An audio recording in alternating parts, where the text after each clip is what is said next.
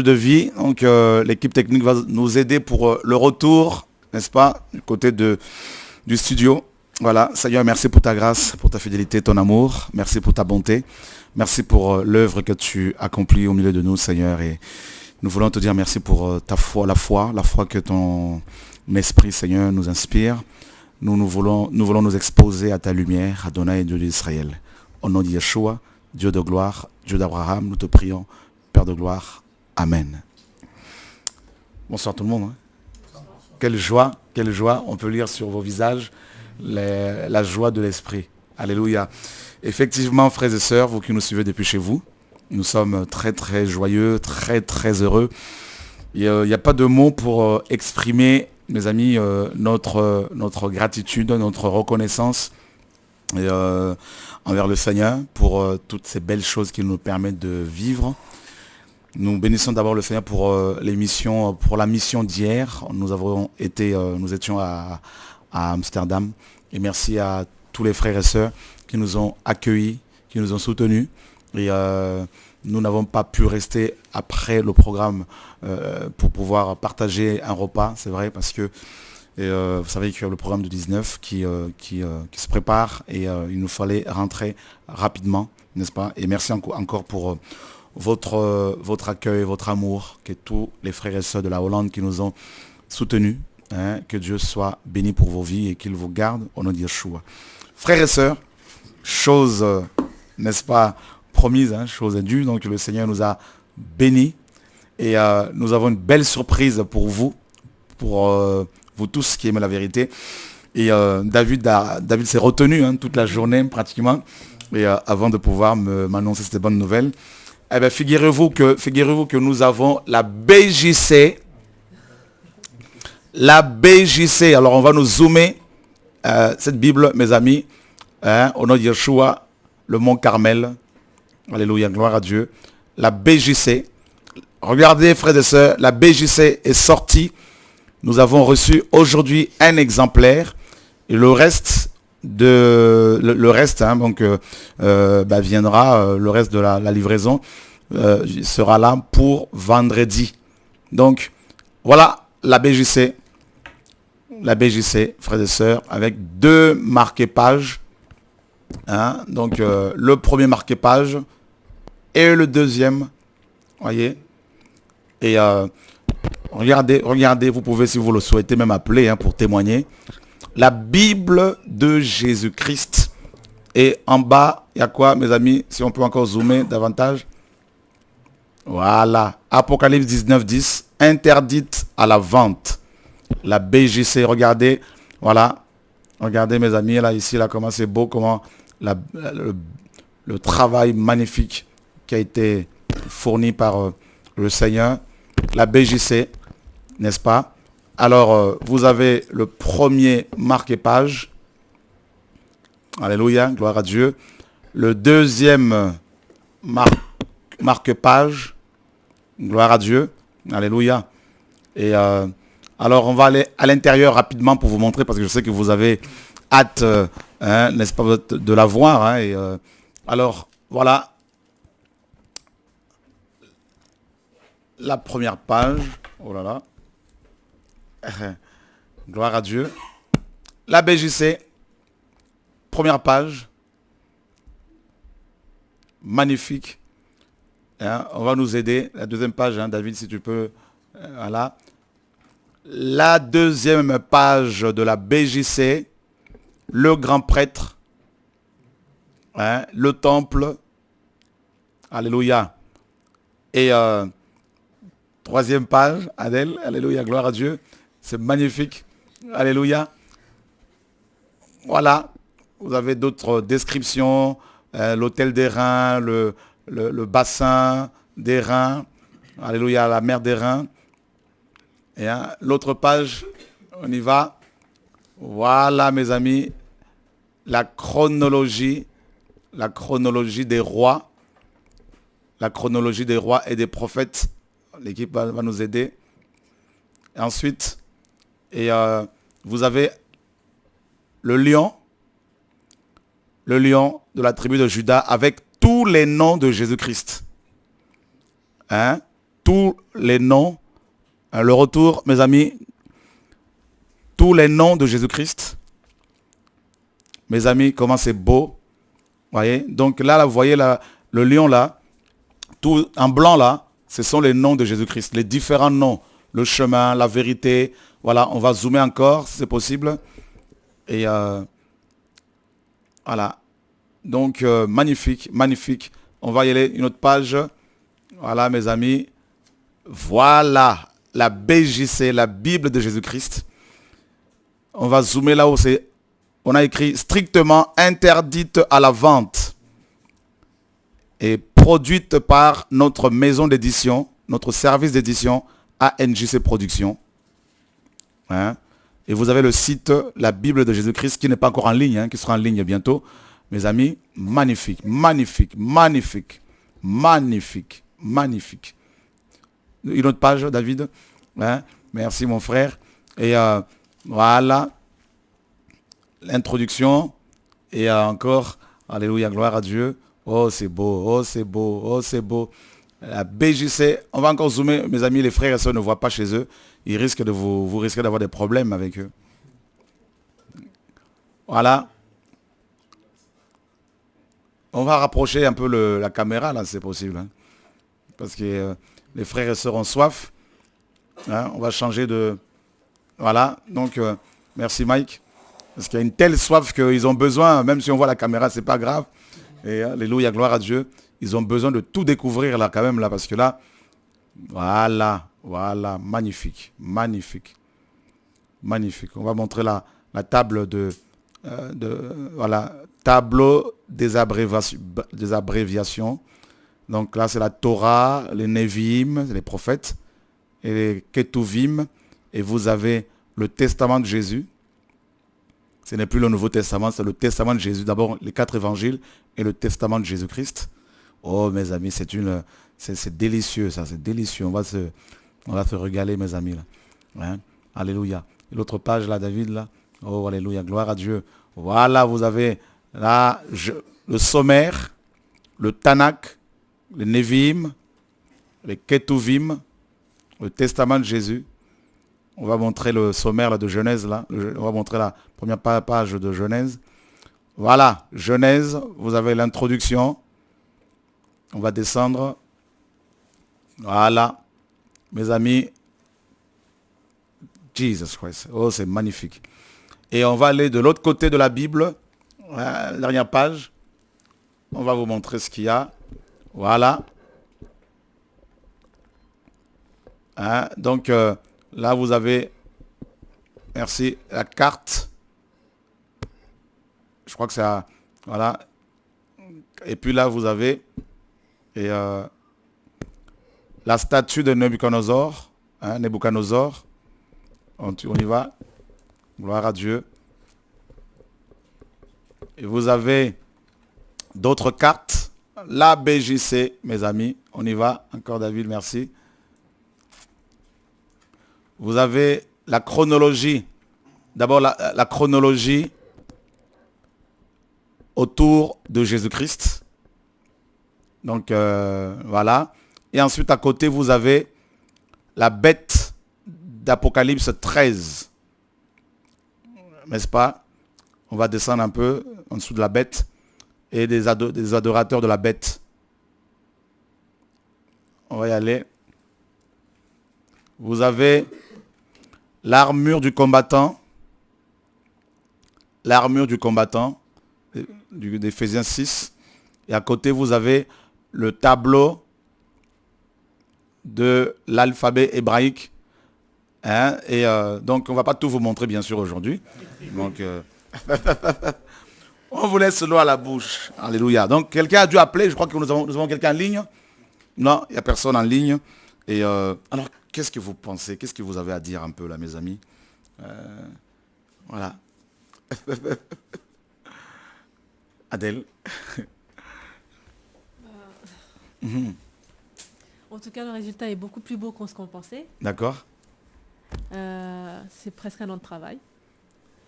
Et honnêtement, elle est belle. Elle est tous à toucher. Elles sont bonnes. Et à l'intérieur, il y a une bonne nourriture. Ça a été fait avec beaucoup d'amour. Je pense que Chora pourra le confirmer. Wow. Et en tout cas, je pense qu'il y a une certaine fierté, pas d'orgueil, hein, une certaine fierté que c'est une bible d'études que vous avez là. Qu'une bible d'études qui généralement est vendue dans le commerce autour de 50 et 100 euros, elle va être distribuée gratuitement. Donc je pense que là en ce moment ça devient très rare, si ce n'est inexistant. Donc voilà, on ne cache pas notre satisfaction et toute la gloire au Seigneur. On veut revenir à la parole, à l'évangile. Mes amis, voilà pourquoi. Voilà, donc cette Bible est offerte gratuitement grâce aussi à vos dons. Voyez, donc 86 000 euros quand même, donc, je crois même plus, hein, si je me trompe. 83 900. Voilà, donc que Dieu soit béni. Nous avons quelqu'un en ligne. Allô, bonsoir. Oui, allô, bonsoir. Allô? Allô? Allô, bonsoir. Oui, bonsoir. Oui, je voulais juste rendre gloire au Seigneur Jésus-Christ pour tout ce qu'il a fait pour la Bible. Donc vraiment, je manque même de mots. Parce que vraiment, le Dieu qui a promis, aujourd'hui, il a réalisé sa promesse. Je voulais juste vraiment chanter pour lui, pour lui donner toute la gloire. Amen. Il te fait promesse, alléluia. Il te fait promesse. Jésus te fait promesse, alléluia.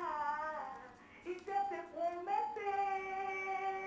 On s'appelle la Bible. Ce que qu'on a eu le serment, alléluia. Papa est mon ami, mon ami, Zambé ya Chora. Zambé ya David, Zambé ya Yani, Tomani lo Bokono. On téléphone, Zambé Zambé la Bible.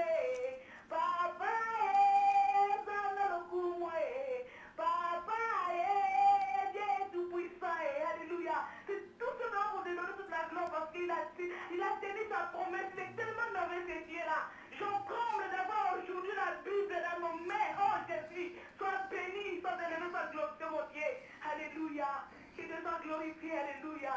Que Seigneur vraiment vous fortifie encore davantage toute l'équipe qui a travaillé. Que Seigneur vous récompense encore davantage au nom de Yeshua. Gloire à Dieu, que Dieu soit béni. Merci en tout cas. Et voilà.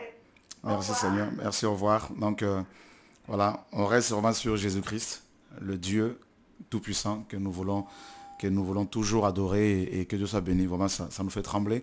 C'est quand je vois les introductions, par exemple là, si on peut juste nous faire encore un plan, la Mike. Et sur Lévitique, c'est impressionnant. Vous voyez frère, le travail qui a été fourni. Regardez. Là, c'est la première page du livre de Lévitique. Regardez vous-même l'introduction, hein, tout ça là. Donc, je vais monter. Voilà, c'est beau, c'est magnifique. Il n'y a pas de mots. Voilà. Donc, il y a les renvois, il y a les commentaires. C'est une Bible d'études. Donc, merci Seigneur. Et voilà, donc voilà, je sais pas, la parole est libre. Hein, voilà,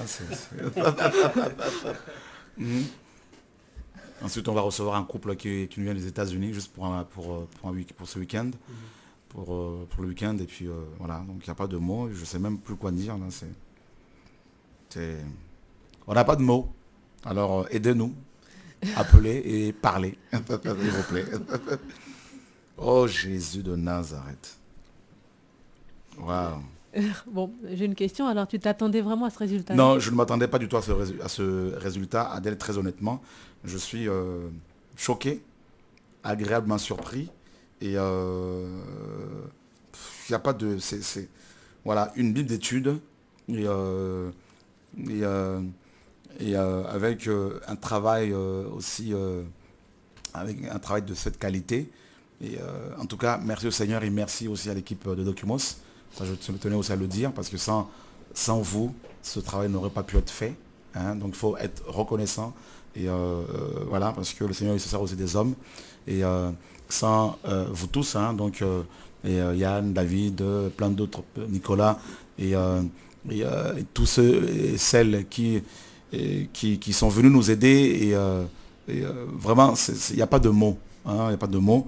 Et c'est là qu'on réalise, comme un proverbe africain dit, qu'un seul doigt ne peut pas laver tout le corps. Hein, donc il faut tous les doigts Voilà, donc, et c'est là qu'on mesure honnêtement à quel point le Seigneur est bon et à quel point nous avons besoin les uns des autres pour travailler en tant que corps, honnêtement. Donc, voilà, c'est toute une équipe derrière ce travail, frères et sœurs. Voilà, donc quand on voit un tel résultat, j'ai vu des frères et sœurs travailler toute la nuit, laisser leurs enfants et quitter le boulot, prendre des congés, des jours de congés par rapport à leur boulot et laisser leur famille, leurs enfants, leurs femmes, leurs maris pour travailler. Honnêtement, je tenais ce soir à d'abord donner toute la gloire au Seigneur et ensuite aussi à être reconnaissant vis-à-vis des frères et sœurs. Paul l'a fait, Pierre l'a fait et les autres le font. Donc je crois que voilà, c'est toute l'équipe qui gagne. Hein, donc voilà, donc c'est beau. Ouais, je crois qu'en fait, peut-être éventuellement, en fait, un de ces jours, tu témoignerais un petit peu comment ça s'est passé. Ça s'est passé, parce que en fait, ce qui était beau dans cette aventure-là, c'est que bon, c'était le visionnaire, c'est lui qui a reçu cette vision-là. Et donc, il y a une dynamique qui s'est faite autour de ce que tu avais reçu. Ok, parfait. De ce que tu avais reçu. Et c'est vrai que, encore une fois, c'est le Seigneur, en fait. Et des choses, en fait, ça s'est fait de manière vraiment surnaturelle. À un moment donné, il y a eu du découragement, il y a eu des crises de nerfs, il y a eu de la remise en question. Et en fin de compte, chaque grâce est exprimée. Lui qui avait la vision, donc Shora qui avait la vision, en fait, était, non seulement en fait, était au premier plan par rapport à la révision du texte et tout ça, nous qui étions autour pour l'assister avec les diverses grâces que nous avions. Et c'est beau de voir en fait comment le Seigneur peut nous unir en fait autour d'un projet et comment il arrive en fait à faire au-delà de nos espérances, au-delà en fait de ce qui s'est déjà vu. Moi, cette aventure-là, ça m'a fait penser un petit peu au rebâtissement de la muraille de Jéricho. Non, la muraille de Jérusalem plutôt, ouais. Qui s'est fait en un temps record, alors qu'honnêtement, humainement parlant, le défi était impossible à relever. Je ne sais pas si les autres sont d'accord, mais humainement parlant, c'était pas possible. Il faut l'avoir vécu pour comprendre ce que je dis là. Et puis, vous avez des pages de notes, hein, des pages qu'on a expressément laissées. On va montrer. Et, merci Mike, ce soir je t'embête un peu. Merci. Donc vous avez à chaque fois, partout, hein, donc une page vierge comme ça. Et merci Nico. Alors on va montrer notes. Donc là-dessus, c'est écrit, on va bien voir, me montrer là, Mike. Là-dessus c'est écrit notes personnelles. Notes personnelles. Donc il y a des pages vierges comme ça dans toute la Bible et qu'on a laissé aussi exprès pour vous permettre de faire de faire des notes, vos notes personnelles. Et voilà. Donc nous avons quelqu'un en ligne. Alors bonsoir.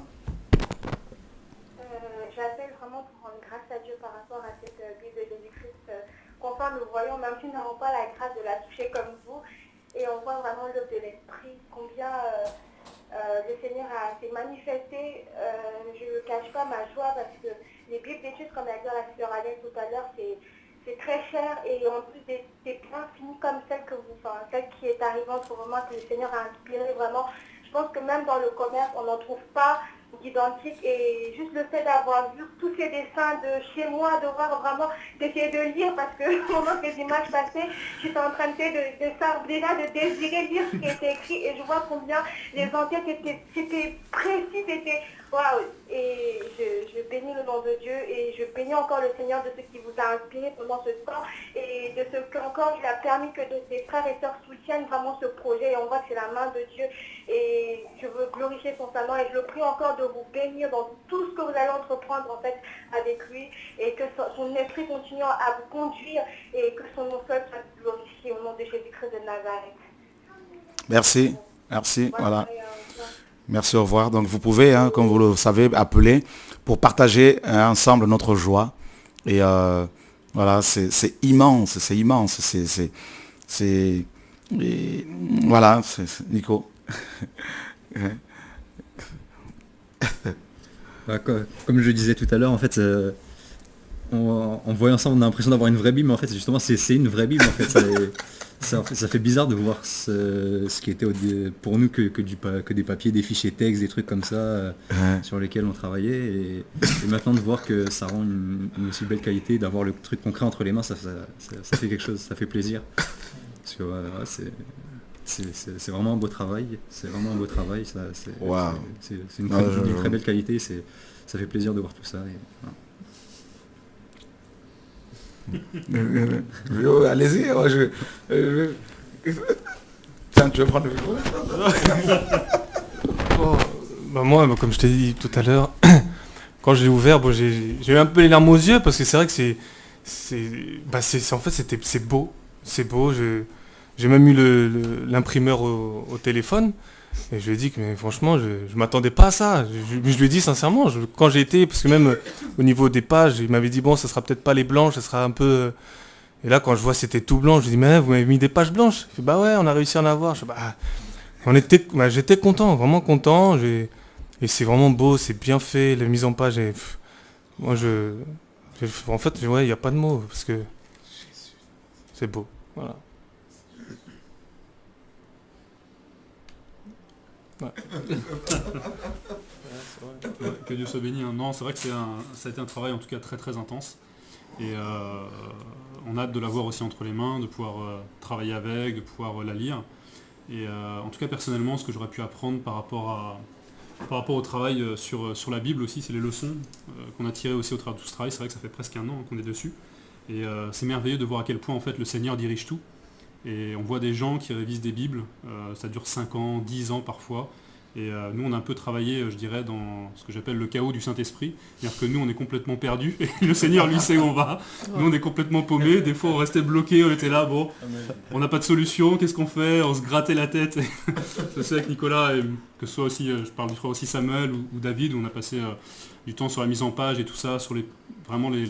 Nicolas et toi, donc avec Samuel, et vous avez géré la mise en page. Voilà, c'est ça, avec David aussi. Ouais. Avec David, effectivement. Ouais, donc à la fin, on gérait la mise en page, et c'est vrai que tu nous as vu à des moments où moi je m'endormais, c'était très très dur, mais en fait on fait vraiment tout ça pour Jésus. Et aujourd'hui là, il y a tellement d'émotions au travers de tout ça. Alors c'est pas forcément charnel, mais c'est vrai que c'est vraiment l'esprit qui est heureux, je pense. Le Seigneur est vraiment fier de nous. Et ce que j'ai appris au travers de ce travail, c'est que c'est vrai que pour l'homme, des fois c'est impossible, mais pour Dieu, il n'y a rien qui est impossible. Tout est possible à celui qui croit.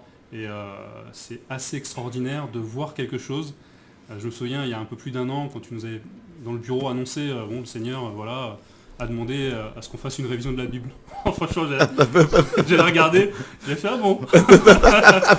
Mais dans quelles conditions parce qu'on a tous une tendance à avoir un peu idolâtré ce livre et se dire non, il y a des gens qui l'ont fait avant, et finalement, pourquoi pas nous? Effectivement, c'est possible. Donc vraiment, on bénit Dieu en tout cas pour ce travail, et on a hâte de l'avoir. Gloire à Dieu. Vraiment, c'est... Waouh, il n'y a pas de... Ouais, allô, bonsoir, on a quelqu'un en ligne? Allô, bonsoir. Oui, bonsoir. Oui, bonsoir. Nous sommes Valentin Mousso et Sophie Caïdo, nous appelons de Québec et Canada. Nous rendre grâce à Dieu pour l'œuvre qu'il opère à travers ce ministère, parce que chez nous, nous avons suivi le message depuis une année et demie maintenant, et nous sommes vraiment bénis, délivrés, parce qu'à partir des enseignements, nous prions à la maison avec la famille, nous imposons les mains à nos enfants et ils guérissent, et Amen. nous mains de l'Éternel. Oh. Cette œuvre se poursuit en voyant cette Bible que vous présentez. Notre désir, c'est d'avoir aussi un exemplaire. Nous sommes une famille de 8, mais je sais que Dieu va faire quelque chose. On a envoyé un peu d'argent pour les frais de la poste au nom des frères Nabé, c'était $40, juste pour avoir aussi en primaire la Bible. Alors, que le Seigneur vous bénisse, et puis ne nous oubliez pas à Québec, nous sommes avec vous. Merci frère. C'est Sophie et Valentin. Merci, avec joie, il n'y a pas de problème. C'est vrai qu'il y a des gens qui commandent la Bible. Qui commandent déjà. Ils envoient des mails pour réserver. Voilà, que le Seigneur nous fasse grâce de pouvoir en imprimer encore, parce que je sens que ça va partir comme des petits On va en imprimer. D'ailleurs, Et selon ce que le Seigneur va conduire, hein, donc après le programme du 19, donc on va encore présenter ce projet par rapport à d'autres révisions justement, le 19, et puis je pense que dès janvier, vers le 15 janvier, on va relancer d'autres impressions, donc parce qu'il y a des besoins, et je crois que le Seigneur va donner les finances, ça c'est pas un problème, parce qu'il faut absolument inonder la francophonie avec bien sûr cette parole. Et avant que d'autres frères et sœurs n'interviennent, je vais juste lire, parce que vous aimerez aussi qu'on vous lise quand même quelques passages. Hein. Alors je tombe sur Psaume chapitre 1er. Heureux l'homme qui ne marche pas selon le conseil des méchants et qui ne s'arrête pas sur la voie des pécheurs, qui ne s'assied pas dans l'assemblée des moqueurs. Donc là, dans d'autres versions, on dit en compagnie, mais en fait c'est l'assemblée, n'est-ce pas? Dans l'assemblée des moqueurs, donc beaucoup d'églises aujourd'hui sont devenues les assemblées des moqueurs, voilà. Mais qui prend plaisir dans la loi de Yahweh et qui médite sa loi nuit et jour. Il est comme un arbre planté près de ruisseaux d'eau qui rend son fruit en sa saison et dont le feuillage ne se flétrit point. Et ainsi tout ce qu'il fera réussira. Il n'en est pas ainsi des méchants. Ils sont comme la balle que le vent chasse au loin. C'est pourquoi les méchants ne résistent pas dans le jugement, ni les pécheurs dans l'assemblée des justes. Car Yahweh connaît la voie des justes, mais la voie des méchants périra. Voilà. Donc, ça change beaucoup de choses, hein, quand même. Et alors, on va prendre aussi prendre des passages comme ça. Et Ecclésiaste, parce que là, c'est l'ordre de livre a changé, donc du coup, hein. Alléluia, gloire à Dieu. L'ordre de livre, ah ben oui, là, ça a changé.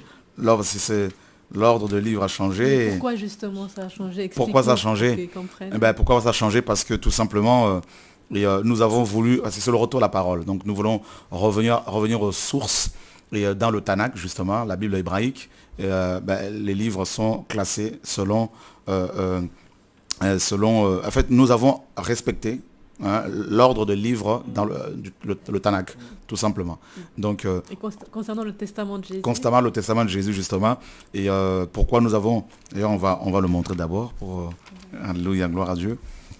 Et c'est beau, c'est magnifique, c'est puissant. Là, je l'ouvre avec beaucoup de dextérité, avec beaucoup de... c'est magnifique. Magnifique. Voilà. Alors...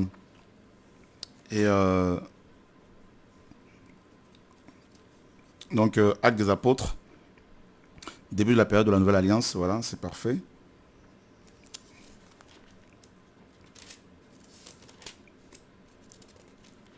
Matthieu, chapitre 28, voilà. Donc, on va montrer juste cette page-là.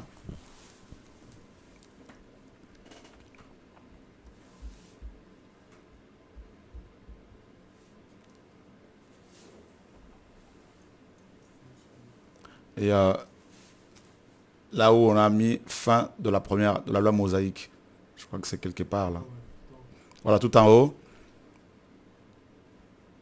Vous avez vu tout en haut, c'est écrit, on a mis le titre, la fin de la loi mosaïque. Oula, ça tremble un peu. Fin de la première, fin de la loi mosaïque ou de la première alliance. Voilà. Donc, à partir de Acte 2, là, c'est le testament, bien sûr, de Yeshua, de Jésus-Christ. Et dans la révision qu'on fera de cette Bible, on mettra en grand le testament de Jésus-Christ, bien sûr. Mais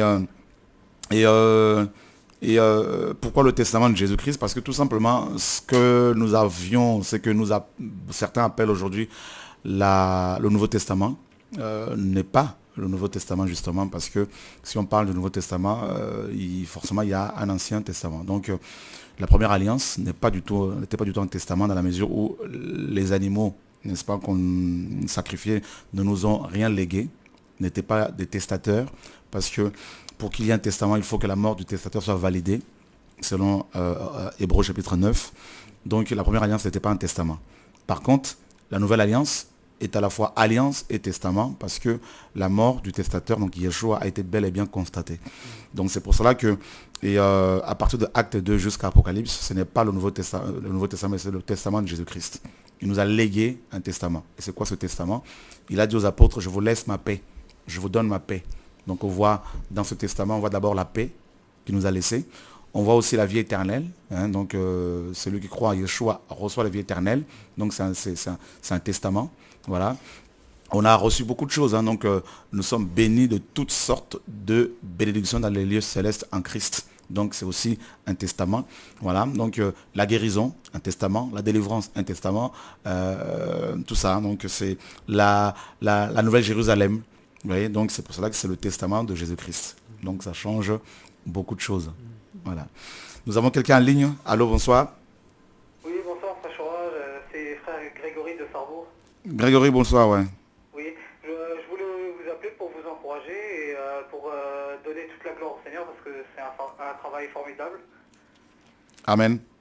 Et en fait, je ne sais pas si je l'avais déjà partagé, si je crois que je l'ai déjà partagé. En fait, avant que ce projet a été lancé, le Saint-Esprit m'avait mis la pensée justement, quand je lisais justement en PDF la Bible de l'épée, le Saint-Esprit m'avait donné la pensée comme quoi ce serait bien d'avoir une Bible éditée par TV de Vie. Waouh. Et cette pensée a été confirmée quand vous avez annoncé la révision en fait. Gloire à Dieu. Et c'est vraiment, c'est merveilleux quoi. Gloire à Dieu. Que Dieu soit béni, Grégory. En tout cas, on est vraiment, ce soir, on reste sans mots et c'est un choc. Et voilà, voilà, il n'y a pas de mots quoi. On ne sait plus quoi. Grand. Dieu est grand, effectivement. Maintenant, j'avais une question. Étant donné qu'on ne pourra pas vous joindre le 19 décembre, vous comptez venir, je crois, dans la région, hein, il me semble. Hein. Oui, tout à fait. Ouais, on a à cœur de tourner. Strasbourg nous manque. Et la région là-bas, effectivement, l'Alsace, tout ça. Tout à fait, on va tourner. Et dans nos tournées, je pense qu'on pourra prendre, je sais pas, parce qu'on ne pourra pas non plus amener quelques bibles avec nous ici et là. Mais on va venir bientôt. Hein. Ou alors, je pourrais envoyer ou on peut me l'envoyer par la poste, je sais pas. Ouais, en tout cas, Grégory, je sais pas quoi dire. Il y a tellement de frères et sœurs qui veulent qu'on leur envoie cette Bible par la poste. Mais il n'y a pas possibilité de faire un petit tour quelque part sur Paris, là. Il y a pas... Non, parce que mes vacances sont finies et puis là je recommence à travailler. Mais c'est pas grave, Dieu fera, je pense que... On va s'organiser parce que c'est vrai que ça fait des années qu'on est ensemble, Grégory, donc on va s'organiser. D'accord, donc voilà, je veux dire, on fait confiance au Seigneur. Il n'y a pas de problème. De toute façon, il y aura le PDF sur le site de TV de Vie de la Bible de Jésus-Christ. Il y aura aussi une application, mais de toute façon, il n'y a pas de souci. D'accord. Il n'y a pas de souci. Non, après, voilà, je veux dire, on fait confiance au Seigneur et puis... De toute façon, chacun aura sa Bible, ça c'est sûr. Voilà. Ouais. Puis comme il y a 1 million de Bibles prévues dans 5 ans, donc logiquement... Il y en aura pour tout le monde. Ça, j'ai confiance, chaque enfant de Dieu dans la francophonie aura sa Bible. Amen. Amen. Voilà, en tout cas, soyez tous fortifiés, soyez tous bénis. Merci. Bisous à tous et puis si tu veux, à bientôt quoi. À bientôt, ouais. Alors, un autre passage que j'aimerais lire, ça change beaucoup aussi, dans Matthieu 19. Frères et sœurs, il faut vraiment faire attention pour ne pas l'abîmer. Hein. Donc, c'est beaucoup de travail, c'est beaucoup de souffrance. Et Matthieu 19, le verset 6. Et ainsi, ils ne sont plus deux, mais ils sont une seule chair. Que l'homme donc ne sépare pas ce que Dieu a mis ensemble sous un joug. Ça change, hein? Qu'est-ce que vous en pensez un peu? Benito, bonsoir mon frère. Comment le micro là? Alors, qu'en penses-tu un peu de tout ce travail Je bénis Dieu, je bénis le Seigneur. Amen. En tout cas, le projet en lui-même, je ne peux pas, trop commenter sur le produit parce que je ne l'ai pas encore expérimenté. D'autant plus que moi, personnellement, j'ai une certaine addiction aux Bibles, à la Bible en elle-même. Donc, sans avoir goûté le produit, je ne pourrais pas encore. Mais, pour ce qui est du projet, je bénis le Seigneur. Amen. Je bénis le Seigneur. La vision est vraiment de Dieu. faire concourir le peuple de Dieu pour la révision d'une œuvre qui est la sienne et la distribuer gratuitement, c'est merveilleux. Et quand on voit la mobilisation du peuple, et on voit aussi que le projet là est un projet qui est abouti, je la vois là, je me dis mais en tout cas Dieu est bon, Dieu est bon.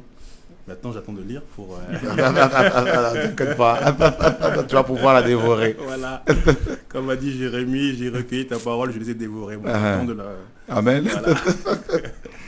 En tout cas, ceux qui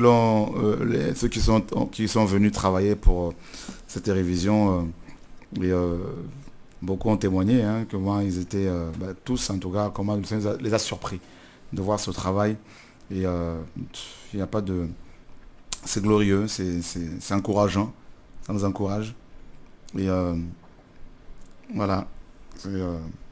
Alors ouais, Éphésiens chapitre 6.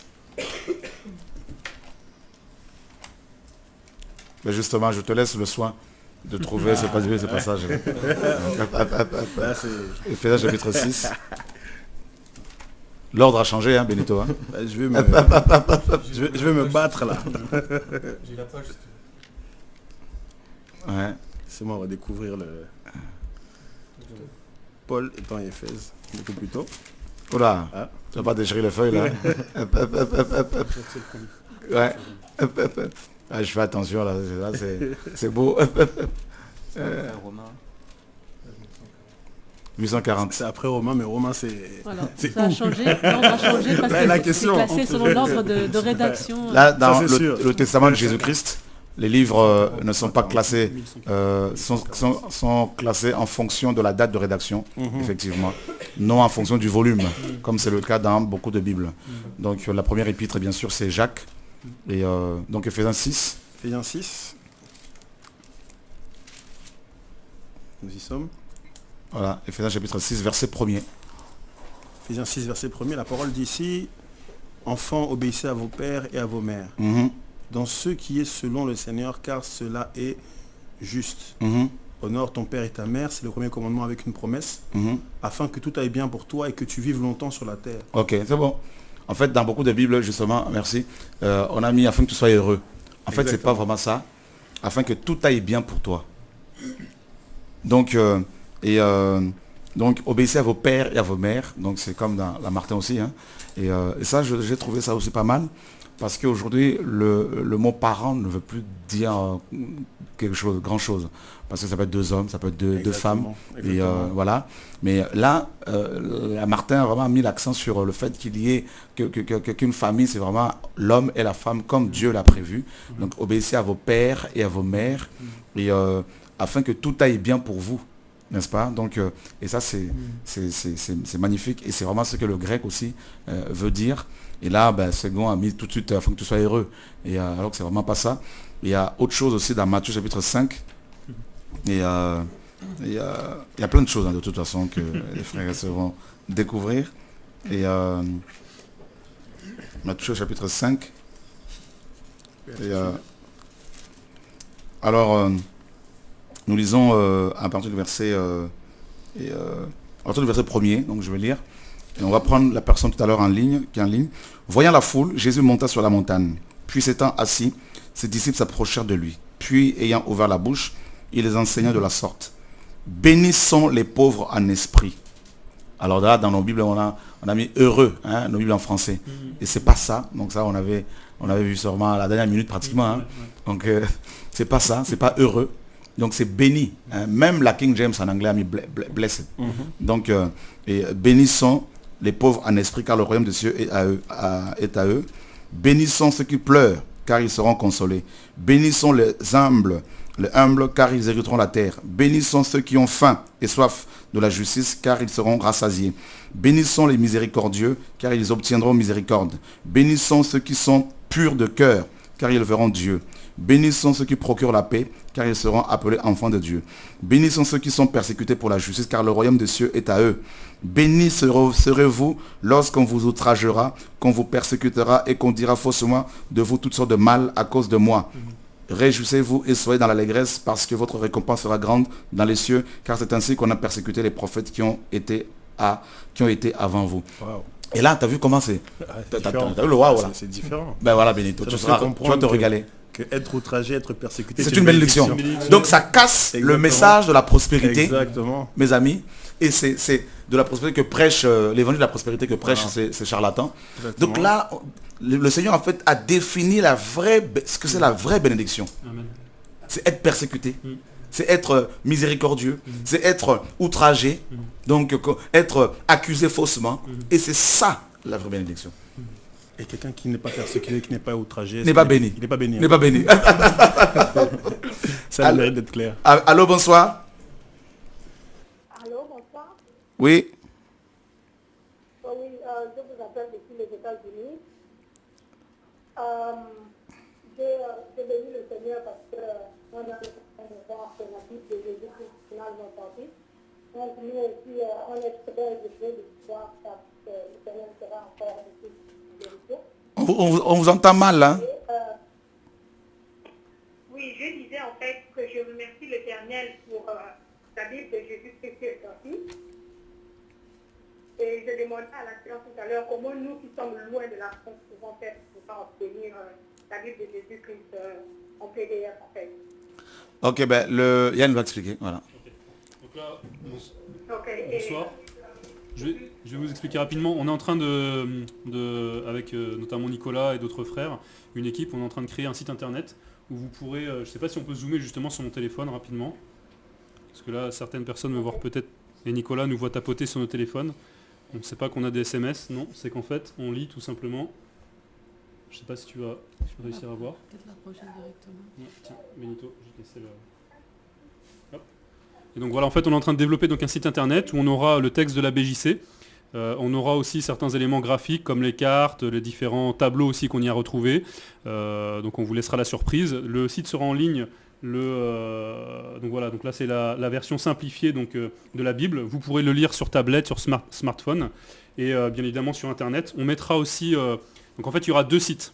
Voilà, donc je l'annonce ce soir.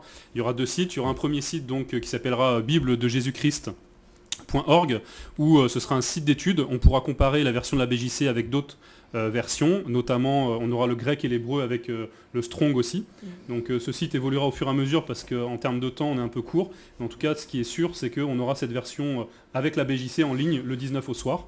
Et on aura un deuxième site qui arrivera dans un second temps où là on l'a appelé Matthieu 10 V8, Matthieu 10 verset 8. Vous avez reçu gratuitement, donné gratuitement. Et sur ce site on retrouvera donc tous les PDF des livres qui sortent, et ainsi que les différentes langues dans lesquelles ces livres sortent. Et on retrouvera aussi le PDF de la Bible de Jésus, notamment, alors les différentes versions qu'il y aura dessus. Et dans un second temps, on verra aussi pour permettre aux frères et sœurs de pouvoir commander donc, la Bible de Jésus directement sur ce site.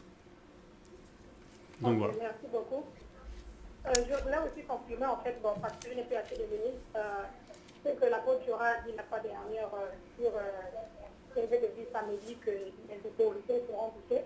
Effectivement, le Seigneur nous a également confirmé ça par des songes. Il y a des autorités qui seront touchées et qui vont se repentir, qui accepteront Jésus et que tu seras plus sauvé de Dieu. Gloire à Dieu. En tout cas, que Dieu soit béni. Que Dieu soit béni. Et voilà, c'est... alors, le papier, il est tellement fin. Comment... expliquez-moi un peu, là. En fait c'est du papier Bible qui fait 30 grammes si je ne me trompe pas. Et donc c'est pour ça qu'il est aussi fin effectivement. Sinon il en aurait eu une très grosse Bible. Parce que si les pages étaient plus lourdes en grammage, on aurait eu au moins pour... En fait c'est un papier, pour préciser, c'est un papier qui est très très léger mais en fait qui est très dense.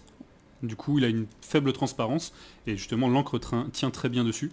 Donc il est assez opaque comme papier. C'est vraiment un papier très particulier qu'on utilise spécialement pour ce genre de livre, la Bible, ou des très très gros volumes de Bible aussi. Volume de papier. Sans problème. On peut surligner, on pourra faire le test, mais on pourra écrire dessus. Alors il faudra éviter un feutre, d'utiliser un feutre, plutôt un bic. Effectivement, on pourra prendre des notes facilement, colorier, etc. Ouais. C'est vraiment voilà, c'est Apocalypse là, c'est voilà la révélation de Jésus-Christ que Dieu lui a donnée. Hein, je voulais Apocalypse, hein, donc le verset 1er, la révélation de Jésus-Christ que Dieu lui a donnée pour montrer à ses serviteurs les choses qui doivent arriver bientôt et qui les a fait connaître en les envoyant par n'est-ce pas, son ange à Jean, et son serviteur, qui a annoncé la parole de Dieu et le témoignage de Jésus-Christ, et toutes les choses qu'il a vues. Béni est celui qui lit et ceux qui écoutent les paroles, n'est-ce pas, de cette prophétie. Donc c'est pas heureux, c'est béni. Alléluia. C'est magnifique. Hein? Donc béni. Et qui garde les choses qui y sont écrites, car le temps est proche. Alors, il y a un passage, là, un autre passage là, dans Apocalypse aussi que je voulais... Il y en a plein, hein. De toute façon, je prends ça comme ça au hasard. Ah oui, Apocalypse 13. Ça, c'est magnifique. Apocalypse 13. Et Benito, tu peux nous lire dans ta version. Et Apocalypse 13, le verset 15. Apocalypse 13, verset 15. Donc, et il lui fut donné d'animer l'image de la bête, afin que l'image de la bête parle et qu'elle fasse que tous ceux qui n'adoraient pas l'image de la bête soient tués. Et elle fit que tous, petits et grands, riches et pauvres, libres et esclaves, reçoivent une marque sur leur main droite ou sur leur front. Ok. Alors là, il lui fut donné d'animer. Il lui fut donné d'animer l'image de la bête. Exactement. En fait, c'est pas ça. Il lui fut donné de mettre un esprit à l'image de la bête. Donc, d'humaniser. De mettre un démon. D'accord. Un démon à l'image de la bête. D'accord. Tu vois? Ok. Afin que l'image de la bête parle. D'accord. Donc, ça change beaucoup de choses. Là, on nous parle d'animer, alors que c'est pas le mot animé. C'est pneuma. C'est l'esprit. Okay. N'est-ce pas? Roi en hébreu. Donc, ça n'a rien à voir avec le fait d'animer. C'est vraiment de mettre un esprit à l'image de la bête. Afin que l'image de la bête parle. Donc, on comprend vraiment que derrière l'antéchrist, il y a vraiment un esprit, vraiment un démon, derrière le système religieux, derrière... et c'est terrible. Donc, derrière Hollywood, tout ça, donc vraiment que ce sont des esprits qui opèrent. Et ça se rejoint un peu avec ce que Job dit, quand Job dit que le Tout-Puissant m'a créé et le souffle du Tout-Puissant m'anime, en fait. Voilà. Ça veut dire que l'esprit, en fait, il y a vraiment un esprit. Un démon. Quand il parle de souffle, il parle vraiment d'esprit. Et là, si on fait la corrélation avec ce que tu dis, c'est-à-dire que quand il est dit ici animé, enfin dans ma version à moi, et que là, il est dit que mettre un esprit, en fait, ça se rejoint. Complètement. Dans le sens où c'est véritablement un esprit qui est derrière, qui sera derrière cette personne. Mais là, c'est effectivement, mais là, c'est le fait de dire animé. Et ça perd le sens parce qu'on se dit, on comprend pas vraiment. Même un dessin peut être animé, donc voilà. Pas, ouais. Donc alors qu'il n'y a pas l'esprit, voilà, donc voilà. on peut faire animer, une faire marionnette. bouger, voilà, une marionnette, alors qu'il n'y a pas l'esprit. Voilà. Et là vraiment, c'est vraiment de mettre un esprit pour que l'image de la bête parle. Mais quand l'image de la bête va parler, ou la bête, mais c'est pas elle-même qui parle, mais c'est vraiment un esprit qui est en elle. Et donc on voit toute une organisation démoniaque derrière. Et dans d'autres versions, on parle de l'âme, hein, de mettre une âme à l'image de la bête. Et c'est vraiment... c'est vraiment c'est magnifique. Allô, bonsoir. Allô. Oui, bonsoir. Bonsoir l'équipe de Télé de Vie. Et, je voulais vraiment glorifier le Seigneur, le remercier pour toutes les bonnes choses que vous faites, toute votre équipe, le frère Chora, David et toute l'assemblée de Télé de Vie. Que vraiment Dieu puisse vous bénir davantage pour toute l'œuvre que vous faites, qu'il bénisse vos familles, parce que c'est merveilleux ce que vous faites. Depuis que je connais TV de Vie, ben je n'abandonne plus, je reste toujours connectée. Donc voilà, je glorifie vraiment le nom de Dieu parce qu'il est merveilleux. Et il est merveilleux aussi d'avoir donné, d'avoir mis à cœur les gens pour donner de plein gré de l'argent pour pouvoir produire ces Bibles, que le nom du Seigneur vraiment soit glorifié, soit élevé au-dessus de tout, et qu'il vous fortifie et qu'il continue à vous bénir dans toute l'œuvre que vous faites. Et je suis en fait la sœur de Belgique, en fait, de la Louvière. Edwige de la Louvière, et donc je voulais vraiment vous remercier et partager en fait une chanson que Dieu m'a mis à cœur il y a quelque temps. Il n'y a pas de souci. Est-ce que tu peux juste te rappeler tout à l'heure pour le faire? Oui, il n'y a pas de souci, il n'y a pas de souci. D'accord, merci. Et ça va. merci. Au revoir. Il y a aussi deux ou trois passages que je voudrais partager avec les frères et sœurs. Et comme je disais, qu'il y en a plein qui nous ont en tout cas touchés. Et Voilà. Et dans Apocalypse 19, le verset 6. Et Apocalypse 19, verset... voilà, je disais le verset 9, pardon. Alors il me dit, écris, bénis sont ceux qui sont appelés au festin de noces de l'agneau. Donc on voit vraiment que la notion de la bénédiction, c'est vraiment le fait d'être convié aux noces de l'agneau. Donc c'est une bénédiction. Ça c'est fort. Donc donc béni. Donc c'est vraiment une vraie bénédiction, mes amis. Donc la bénédiction, ce n'est pas quand tu as une belle voiture, quand tu as une grosse maison, c'est vraiment le fait d'avoir reçu l'invitation. Donc voilà, tu peux brandir ton invitation pour dire, voilà, je suis invité aux noces du roi des rois. Donc c'est ça la véritable bénédiction. Et puis dans Apocalypse 21:6, et dans la version de Louis II, si tu peux lire, Benito. 21:6. Ouais, je vais t'embêter avec ta version. 21:6. Et il me dit, c'est fait, je suis l'alpha et l'oméga, le commencement. Il me dit, c'est fait. En fait, c'est pas ça. C'est plus que ça. Et 21:6, il est dit, et il me dit aussi, tout est accompli. Vous voyez, dans Martin aussi, c'est pareil. Tout est accompli. C'est exactement ce que le mot veut dire. Donc, tout est accompli. Et on voit que Yeshua a prononcé ce mot à deux fois de suite. La première fois, c'était sur la croix. Jean 19:30. Tout est accompli. Et là, il apparaît à Jean et il dit, n'est-ce pas, tout est accompli. Et il rajoute, je suis l'alpha et l'oméga. N'est-ce pas? Et c'est ce que Dieu disait justement au verset, chapitre 1er, verset 8. Donc je suis l'alpha et l'oméga. Et là on voit que Yeshua est vraiment le Dieu Tout-Puissant. Et il dit, tout est accompli. Donc j'ai tout accompli. Je suis l'alpha et l'oméga. Et c'est, je crois que... Pareil, au verset 22:6, puis il me dit, ces paroles sont certaines et véritables. Et le Seigneur, le Dieu des esprits des prophètes, a envoyé son ange pour manifester à ses serviteurs les choses qui doivent arriver bientôt. Voici, je viens à toute vitesse. Donc là, dans d'autres versions d'avant, 22:7 par exemple, Benito. Et voici, je vais bientôt heureux. Voici, je viens bientôt. Ouais. En fait, c'est pas ça. Donc, je viens à toute vitesse. Donc, et c'est terrible. Voici, je viens à toute vitesse. Et au verset 7, voici, je viens à toute vitesse. Béni est celui qui garde les paroles de la prophétie de ce livre.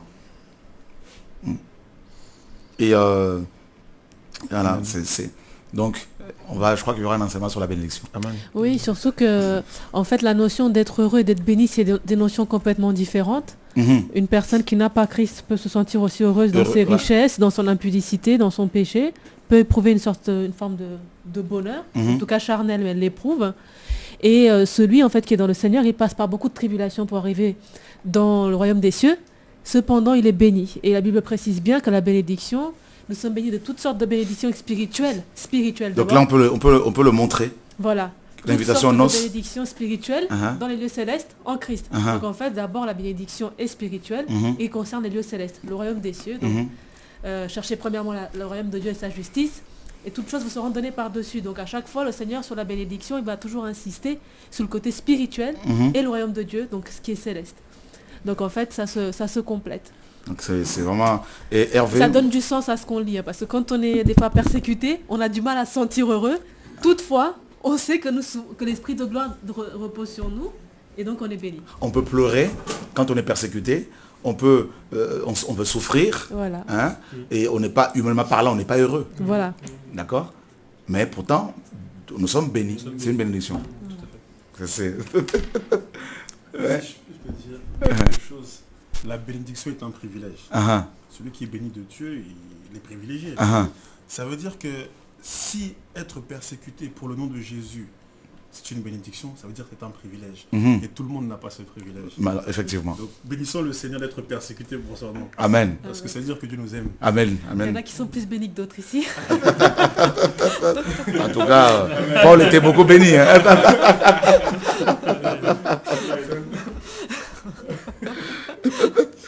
Hervé. En fait, j'en tremble. Honnêtement, j'en tremble. Et en fait, tous les passages que tu as lus, en fait, je me rends compte que je dois recommencer à zéro, quoi. Ça dit par rapport à la parole, c'est qu'en fait, on a besoin de cette parole pure, en fait. On a véritablement besoin de ces paroles pures. Je rends toute la gloire au Seigneur vraiment pour cette Bible, en fait. Et justement, Hervé, pendant que tu parlais, il y a un autre passage qui me venait à l'esprit. Ça va aussi beaucoup faire... Enfin, beaucoup de choses vont se faire du bien. La parole fait du bien aux gens. 2 Timothée chapitre 2.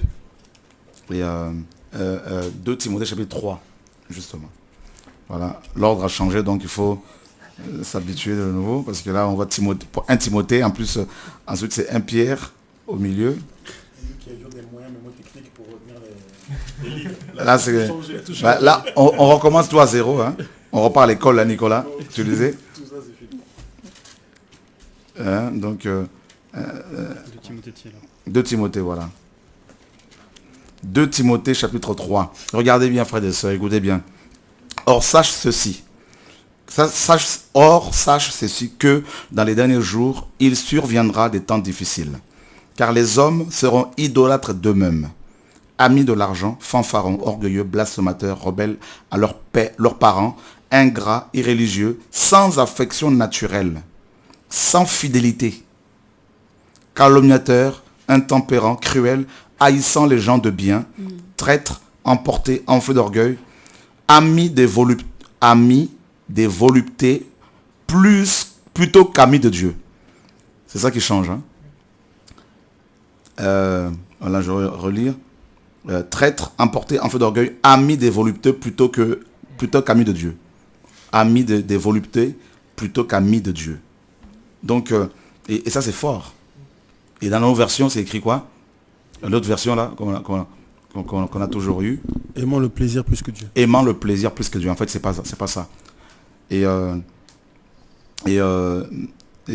comment dire, amis des voluptés plutôt qu'amis de Dieu. Parce que le mot ami, Dieu, là, c'est comment dire, ce terme-là signifie vraiment, je crois que c'est théos, il y a théos bien sûr, mais il y a philathéos, d'accord, philathéos, donc ami de Dieu. Et là on comprend encore mieux, donc aimant les voluptés plutôt qu'amis de Dieu. Hein? Donc c'est-à-dire Dieu veut des amis, comme Abraham était ami de Dieu. Hein? Donc, et Dieu veut qu'on ait vraiment qu'on soit dans cette relation amicale aussi avec lui, n'est-ce pas? Et alors, à la fin de temps, comme Paul l'a dit, par l'Esprit, beaucoup de gens chercheront plutôt à s'attacher aux voluptés, aux plaisirs de la terre, plutôt qu'à chercher à être amis de Dieu. Donc, Dieu veut cette relation amicale avec les hommes aussi. Et c'est pour ça que Yeshua disait justement aux apôtres dans Jean 15, pardon, je ne vous appellerai plus serviteur, mais ami. Hein? Donc, je vous ai appelé ami. Et ça, c'est fort. Dieu veut des amis. Et c'est magnifique. Donc nous avons des amis qui nous viennent des États-Unis, de New York, pour un week-end. Ils repartent demain et nous voulons les accueillir avec joie, les encourager. Et donc je ne sais pas s'ils ont un micro. On a dû leur donner un micro sans fil. Parfait. Bonsoir. Bonsoir. Comment allez-vous? Très bien, merci. Alléluia. Donc vous arrivez, pour les frères et sœurs qui ne vous ont pas encore vu, vous arrivez de quelle... on va recevoir tout à l'heure la personne qui est en ligne, il n'y a pas de problème. Vous arrivez de quelle ville? Nous arrivons de Stamford, Connecticut, c'est l'état voisin de New York. New York. Donc vous avez fait combien d'heures de vol? Oh, ça a été un long voyage. On est parti par la Turquie. D'accord. Mais ici, on a quitté jeudi soir. On est arrivé ici le samedi matin, à minuit, 1h du matin. D'accord. Pour la réunion du 6, la dernière qu'on ne voulait pas rater. D'accord. Alléluia. Est-ce que vous êtes encouragé, fortifié par le Seigneur durant votre séjour ici? Absolument. Mais je voudrais qu'elle dise quelque chose plutôt. Un petit mot, ça va encourager les frères et sœurs, aussi ma sœur. Voilà. Toi, tu es française à la base, hein? Oui, je suis française à la base et je me suis retrouvée aux États-Unis pour rejoindre mon mari. Mais sinon, j'ai grandi en France et ça fait bientôt 8 ans que je suis aux États-Unis. D'accord. Et comment c'est les États-Unis? C'est bien, Ça se passe bien? Le pays en lui-même? Personnellement, j'aime bien les États-Unis. Hein. D'accord. C'est différent de la France. Tu fais américaine aussi en même temps là. Oh, déjà? Ah ouais. Ok. Que Dieu soit béni. Et comment vous nous avez connus alors? Comment... En fait, je vous ai connu par Internet. On n'avait plus d'église. D'accord. Parce qu'on est parti de déception en déception, église à église. D'accord. Alors, on s'est décidé, mon mari et moi, de rester à la maison et de chercher la face de l'Éternel qui puisse nous dire exactement dans quelle église qu'on devait y aller. Et en fait, donc en restant à la maison, on ne pouvait pas rester stérile, à ne pas prier. On a commencé à prier en famille. Et entre-temps, je rentrais sur Internet pour voir quelle prédication qui était intéressante. Et je suis tombée sur le frère Choura, sur le témoignage de la petite Nephtali. Ok. Et de là, j'ai dit à mon mari, viens voir la petite, viens voir. Jésus revient pas bientôt, mais maintenant. Alors, à grande vitesse. En grande vitesse. Et on a suivi la petite Nephtali, ça nous a beaucoup encouragés. Et après, c'était la sœur Nadia. Alors là, on s'est dit, ça y est, Jésus est là. Et puis à partir de là, on a commencé à suivre le programme, on s'est renseigné. Et on est parti de là. Donc chaque samedi, on est connecté, on est en prière avec les enfants. Et chez nous, là-bas, quand même, c'est à 7h du matin. Hein. Waouh. Donc, et vous suivez le premier réveil tous les samedis, tout ça et... Chaque samedi, nous sommes devant à 7h du matin. À 7h du matin avec nos enfants. Waouh, gloire à Dieu. Magnifique. Et chaque émission aussi, nous sommes là, toujours à la page. Dès qu'il y a un petit signalement, il y a une vidéo, on est connecté. Waouh. C'est ça. C'est magnifique. Que Dieu soit bien en tout cas. Donc du coup, vous repartez demain? Oui, on repart demain. D'accord. Il y a des frères et sœurs qui sont connectés sur TVDV qui habitent New York, tout ça, dans les environs. Et qu'est-ce que vous pouvez leur dire justement? Ils sont là, ils nous suivent. Ça a été une très bonne expérience. D'instruction biblique. Suivre TVDV instruit beaucoup. Moi, personnellement, ça a été un grand bouleversement. D'accord. Et surtout la Trinité. D'accord, c'est un choc. Ouais, c'est un choc que je n'ai pas encore bien digéré jusqu'à présent. Je comprends, c'est normal. Ouais. Mais on s'instruit et je pense que c'est un bon instrument d'apprentissage et d'évolution. Amen. À propos de la Bible, je voudrais bien demander si vous pensez la traduire aussi dans d'autres langues, parce que je présume que oui.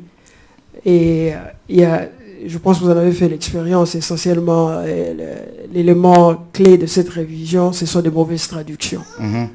Et en ce qui concerne les autres langues, la langue a une certaine merveilleuse subtilité de traduire certaines sensibilités. Quelles sont les dispositions qui sont prises pour que quand vous traduisez dans les autres langues,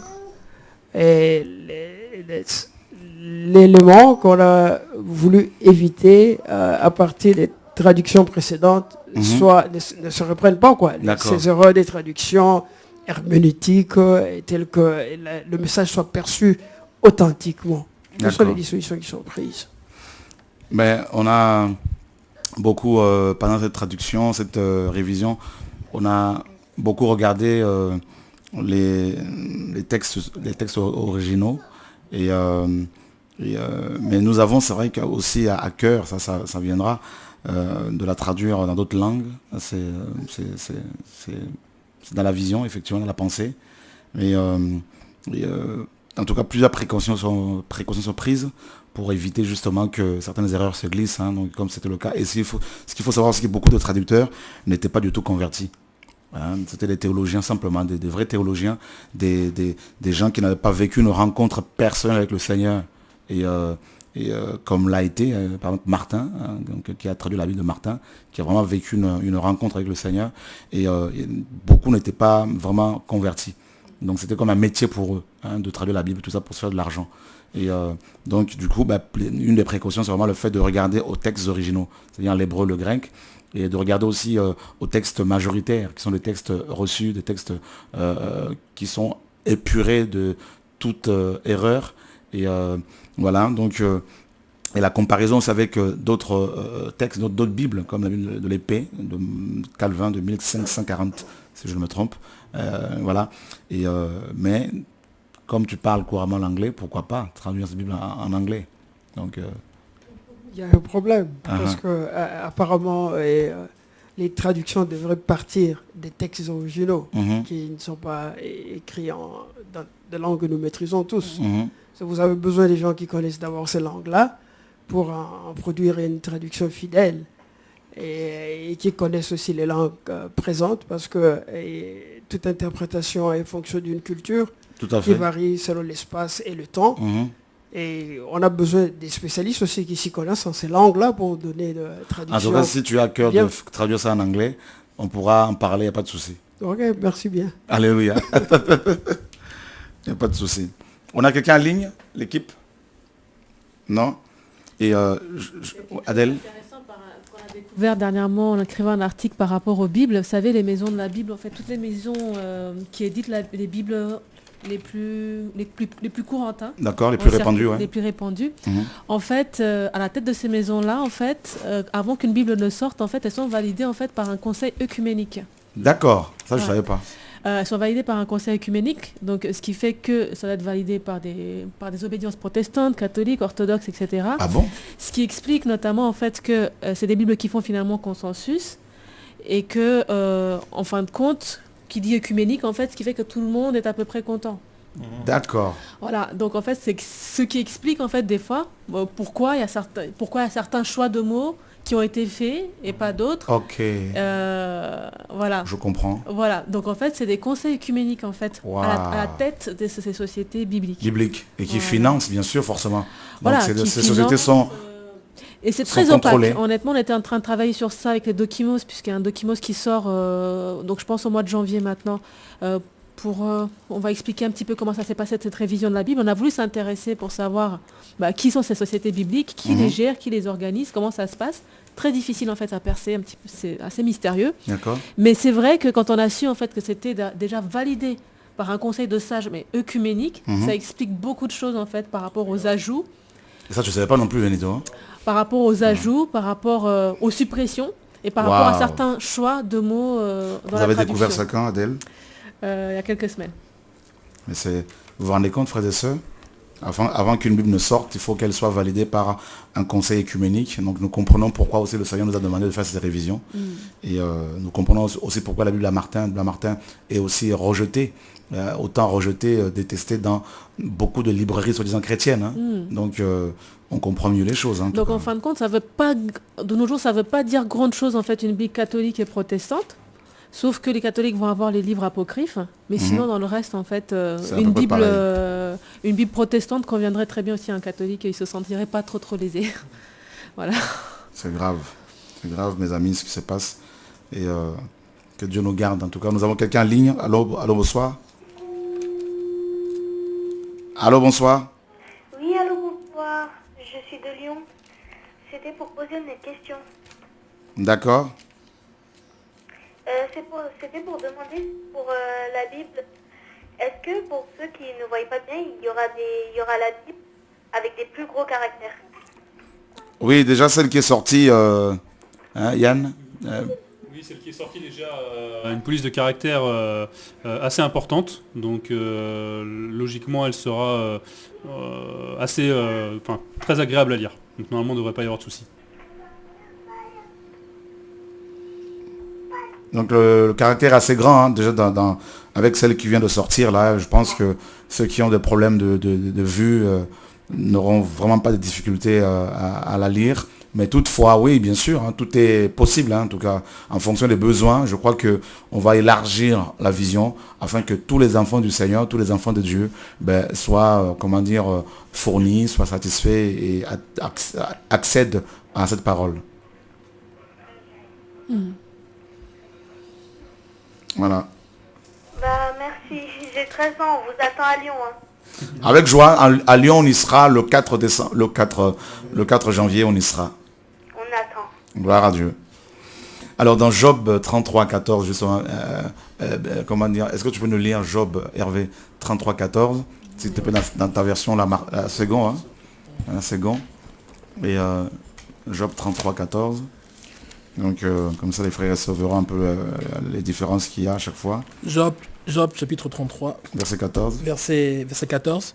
Dieu parle cependant tantôt d'une manière, tantôt d'une autre, et l'on n'y prend point garde. Ok, alors moi je vais lire dans la BJC, à partir du verset 13. Pourquoi as-tu donc plaidé contre lui? Car il ne rend pas compte de toutes ses actions. Bien que Dieu parle une première fois et une seconde fois à celui qui n'aura pas pris garde à la première. Wow. Par des songes, par des visions nocturnes, quand les hommes tombent dans un profond sommeil. Wow. Comment, Benito? C'est différent. Voilà. C'est complètement différent, ça n'a rien à voir. Et ça n'a rien à voir. Alors là, Ségon a bradé ce passage là comme pas possible, en disant il parle cependant tantôt d'une manière, tantôt d'une autre. C'est pas ça. Le mot même hébreu ici dit, bien que Dieu parle une première fois et une deuxième fois, et nous comprenons justement pourquoi, en faisant cette révision, nous sommes rendus compte qu'il y a beaucoup de mots qui sont utilisés 2 fois de suite. Et une répétition des mots, n'est-ce pas? Tu mangeras, tu mourras, tu feras. Et en fait, il y a vraiment cette notion en hébreu de la répétition pour que les gens comprennent bien les choses. Et on comprend aussi pourquoi, avec ces répétitions, pourquoi Dieu nous a créés avec 2 oreilles. D'accord? Tu entends une première fois, tu entends une deuxième fois, n'est-ce pas? Et on comprend aussi pourquoi Yeshua disait en vérité, n'est-ce pas? Et ça change complètement. Et on comprend aussi pourquoi Joseph dira à Pharaon dans Genèse 41, si le Pharaon a vu le songe se répéter une deuxième fois, c'est que la chose est arrêtée devant Dieu. Voyez? Et c'est terrible. On comprend c'est pourquoi Gédéon disait au Seigneur, Seigneur, je veux une deuxième, un deuxième signe, tout ça. Donc voilà, c'est magnifique. C'est magnifique. C'est vrai que quand on prend comme ça le passage de Gédéon au premier abord, on peut se demander. On comprend pas. Gédéon était incrédule ou maintenant on comprend mieux. Parce que c'était un juif et il savait que Dieu répétait les choses 2 fois de suite. C'est pour cela que Dieu a donné à Pharaon 2 songes qui parlaient la même chose. C'est pour cela qu'il a donné à Joseph 2 songes qui parlaient la même chose. Exactement. Tu vois, il y a toujours la notion de la répétition. La répétition. Il parle une première fois et il revient à la charge une deuxième fois pour que l'on comprenne bien comme il faut. En vérité, en vérité. Et c'est pour cela, justement, il a parlé avec les 2 alliances. La première alliance et la deuxième alliance, il rajoute une couche. En disant tout est accompli. Voilà, il n'y a plus d'alliance à faire. Ouh, Yeshua, c'est magnifique. Hein? Est-ce que je peux demander la lecture d'un verset? La lecture d'un verset, avec joie, Benito. Avec joie. Alléluia, gloire à Dieu. C'est la 2 Timothée 4. Je lis d'abord dans ma version seconde. 2 Timothée 4, tu vas me laisser le temps parce que je suis de nouveau comme un enfant. Je redécouvre les Écritures. 2 Timothée 4. Hein? 2 Timothée 4. Je lis moi la version verset 3.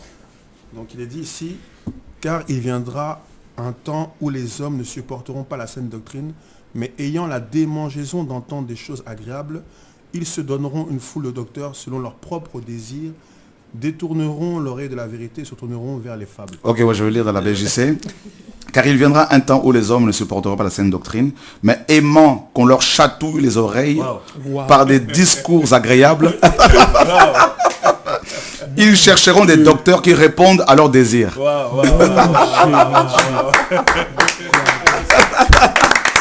Alors tu vas te regaler. C'est beaucoup plus... Ben là c'est la Martin, et donc la continuité, la révision. Voilà, en se basant sur le grec, tout ça, les textes originaux. Et c'est incisif, c'est intransigeant, c'est direct. Et toi, c'est fort, hein. Effectivement, je veux le relire. Hein. Je sais que tu vas te regaler parce que je sais que tu aimes la parole, Benito. Et regarde le verset 1er. Je te somme devant Dieu et devant, n'est-ce pas, le Seigneur Jésus-Christ, qui doit juger les vivants et les morts lors de son apparition et de son règne. Prêche la parole, insiste en toute occasion, favorable ou non. Reprend, censure, exhorte, avec toute douceur d'esprit et avec doctrine. Car il viendra un temps où les hommes ne supporteront pas la saine doctrine, mais aimant qu'on leur chatouille les oreilles par des discours agréables, ils chercheront des docteurs qui répondent à leurs désirs. et ils détourneront leurs oreilles de la vérité et se tourneront vers les fables. Mais toi, veille en toutes choses, souffre les afflictions, fais l'œuvre d'un évangéliste, rends ton service pleinement approuvé. Amen. Il y a donc le mot ministère, là, on l'a banni pratiquement. Là.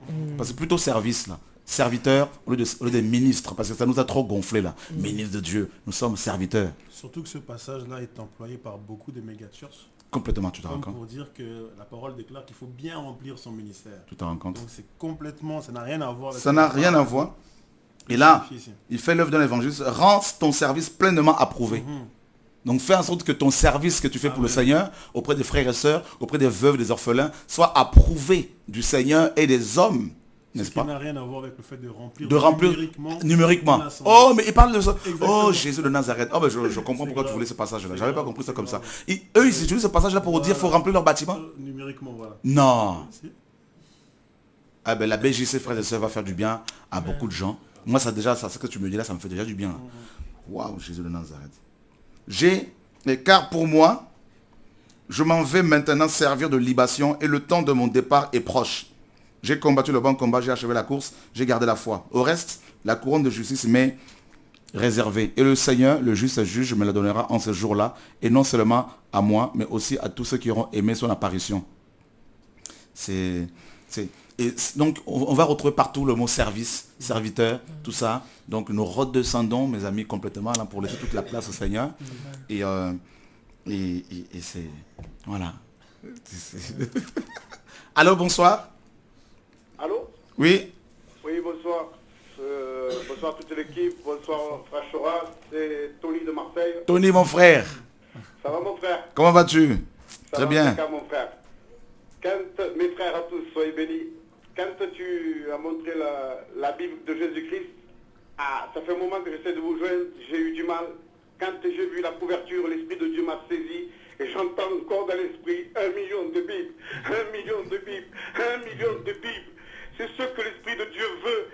Il veut 1 million de Bibles de Jésus-Christ. Et on va en 5 ans, frère, on va dépasser les 1 million de Bibles. Amen. On va les dépasser. L'Esprit de Dieu, il m'a saisi. Et ce que je voudrais dire, c'est que il m'a encore parlé concernant la Bible de Jésus-Christ. Frère, il va y avoir des imprimeries. Ça va tourner le jour. Le matin, le midi, l'après-midi, le soir, j'entends encore dans l'esprit ces imprimeries tourner. Et il me dit ça va imprimer toute la nuit, le jour, le matin, ça va tourner, ça va pas arrêter. Je ne sais plus si en 5 ans, je crois qu'on va dépasser les 1 million de Bibles.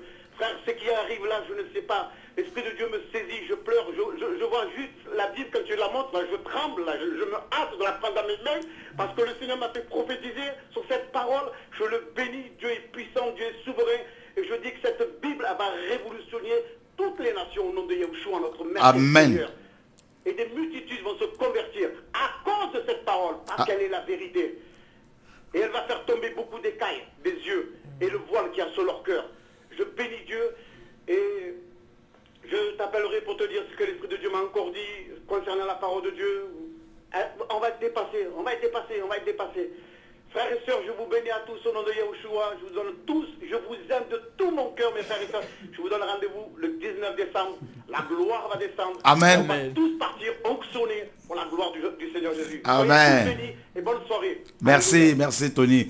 Et les frères et sœurs du sud, de Marseille, je sais que le feu est allumé là-bas. Soyez vraiment encouragés. Vous voyez, c'est une parole qui nous révolutionne. C'est la parole des réformateurs. Voilà. Il faut des amoureux de la parole. Mes amis, que Dieu soit béni. Et regardez Matthieu 24 justement. Comme Jésus, verset 1er, comme Jésus sortait et s'en allait du temple, ses disciples s'approchèrent de lui pour lui faire remarquer les bâtiments du temple. Les bâtiments du temple.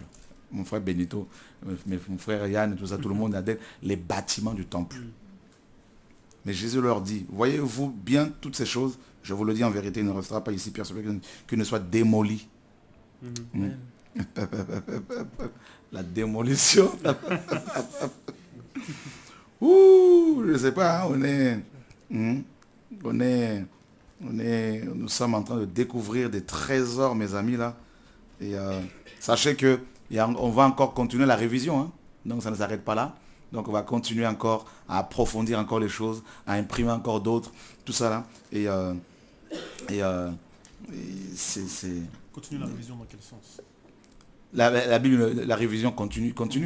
Et quand Martin a sorti a fait sa révision, quelques années après, il en a refait encore. Amen. Donc on va continuer, parce qu'au fur et à mesure que les choses, les années passent, Amen. Dieu nous enseigne, bien sûr.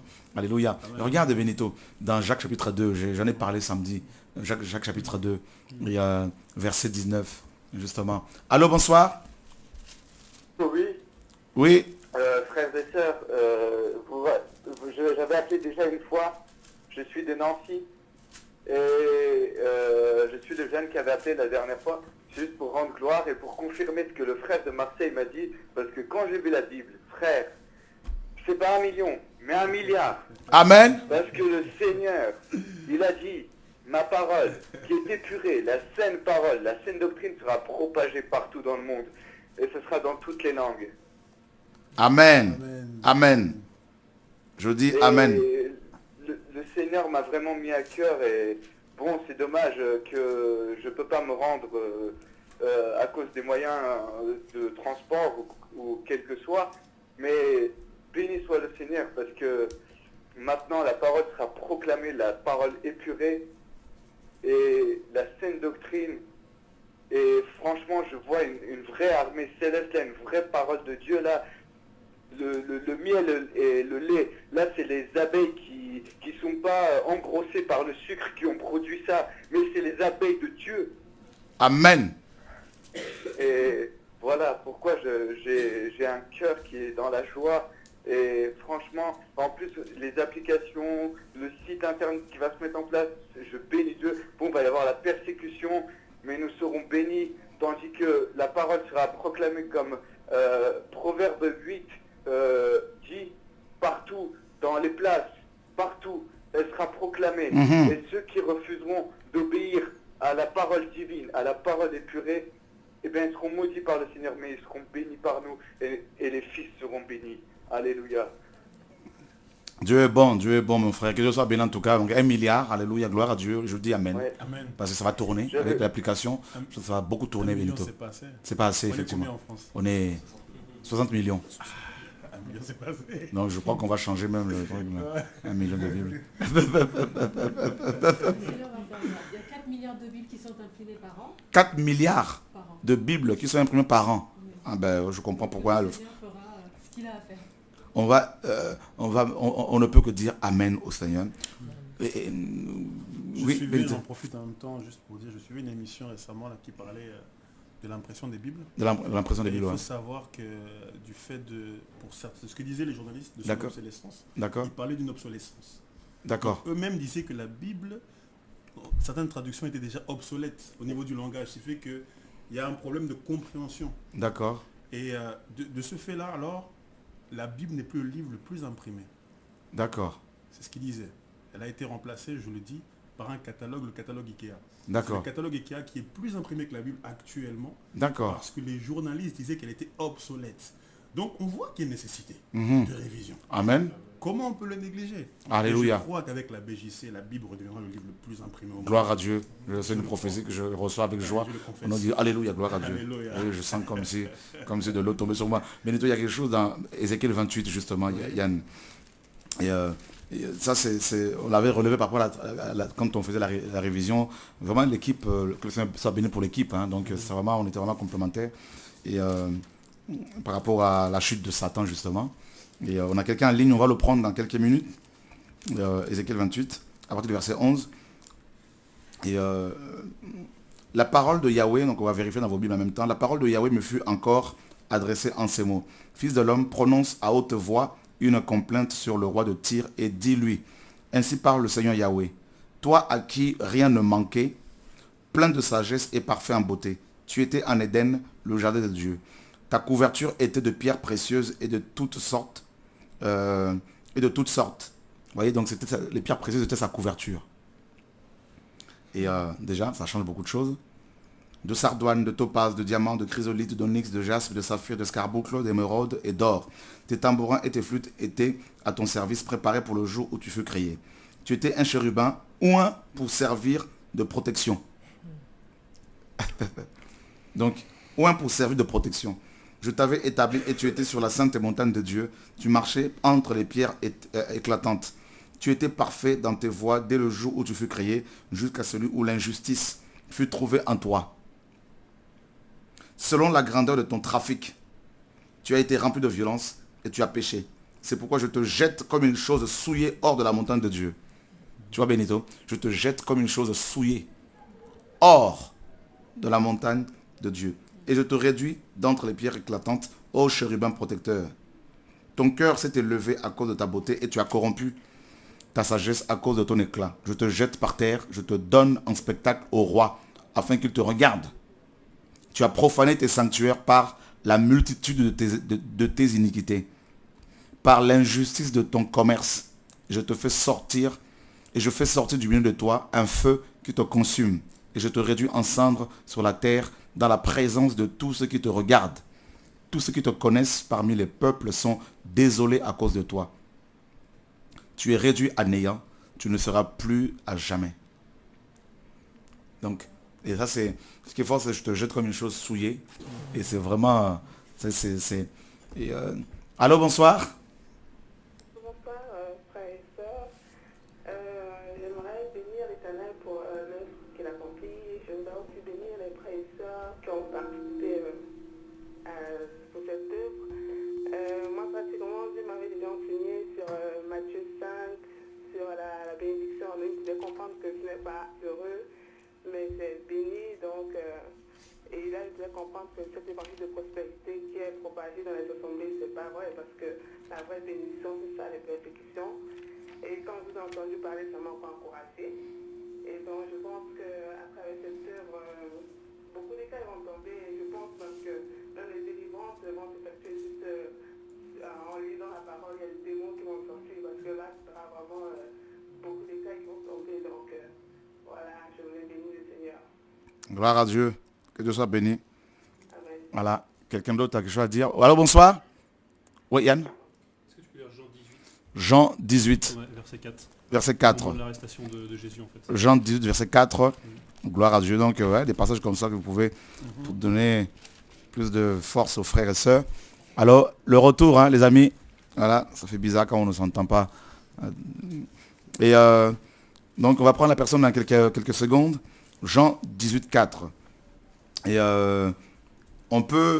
vous pouvez lire dans votre version là. Jean chapitre 18. Jésus, sachant tout ce qui devait lui arriver, s'avançait et leur dit, qui cherchez-vous? Ils lui répondirent, Jésus de Nazareth. Jésus leur dit, c'est moi. Voilà, donc c'est pas ce que Jésus a dit. Et Jésus, sachant tout ce qui devait lui arriver, s'avança et leur dit, qui cherchez-vous? Ils lui répondirent, Jésus de Nazareth. Jésus leur dit, moi je suis. Wow. Il donne son nom. Amen. Hein? Amen. Il donne son nom. Donc c'est lui qui s'appelle Je suis. Amen. Si on continue encore. On continue. Le verset quoi? Le verset. Juste la suite. Ok. Et Judas, qui le trahissait, était aussi avec eux. Là on dit c'est qui devait le livrer, non? Oui, le livrer. C'est la trahison. Donc vous voyez, c'est encore plus fort, Benito. Tu vois? Livrer. Tout le monde peut livrer. Hein? Je fais une livraison de manioc.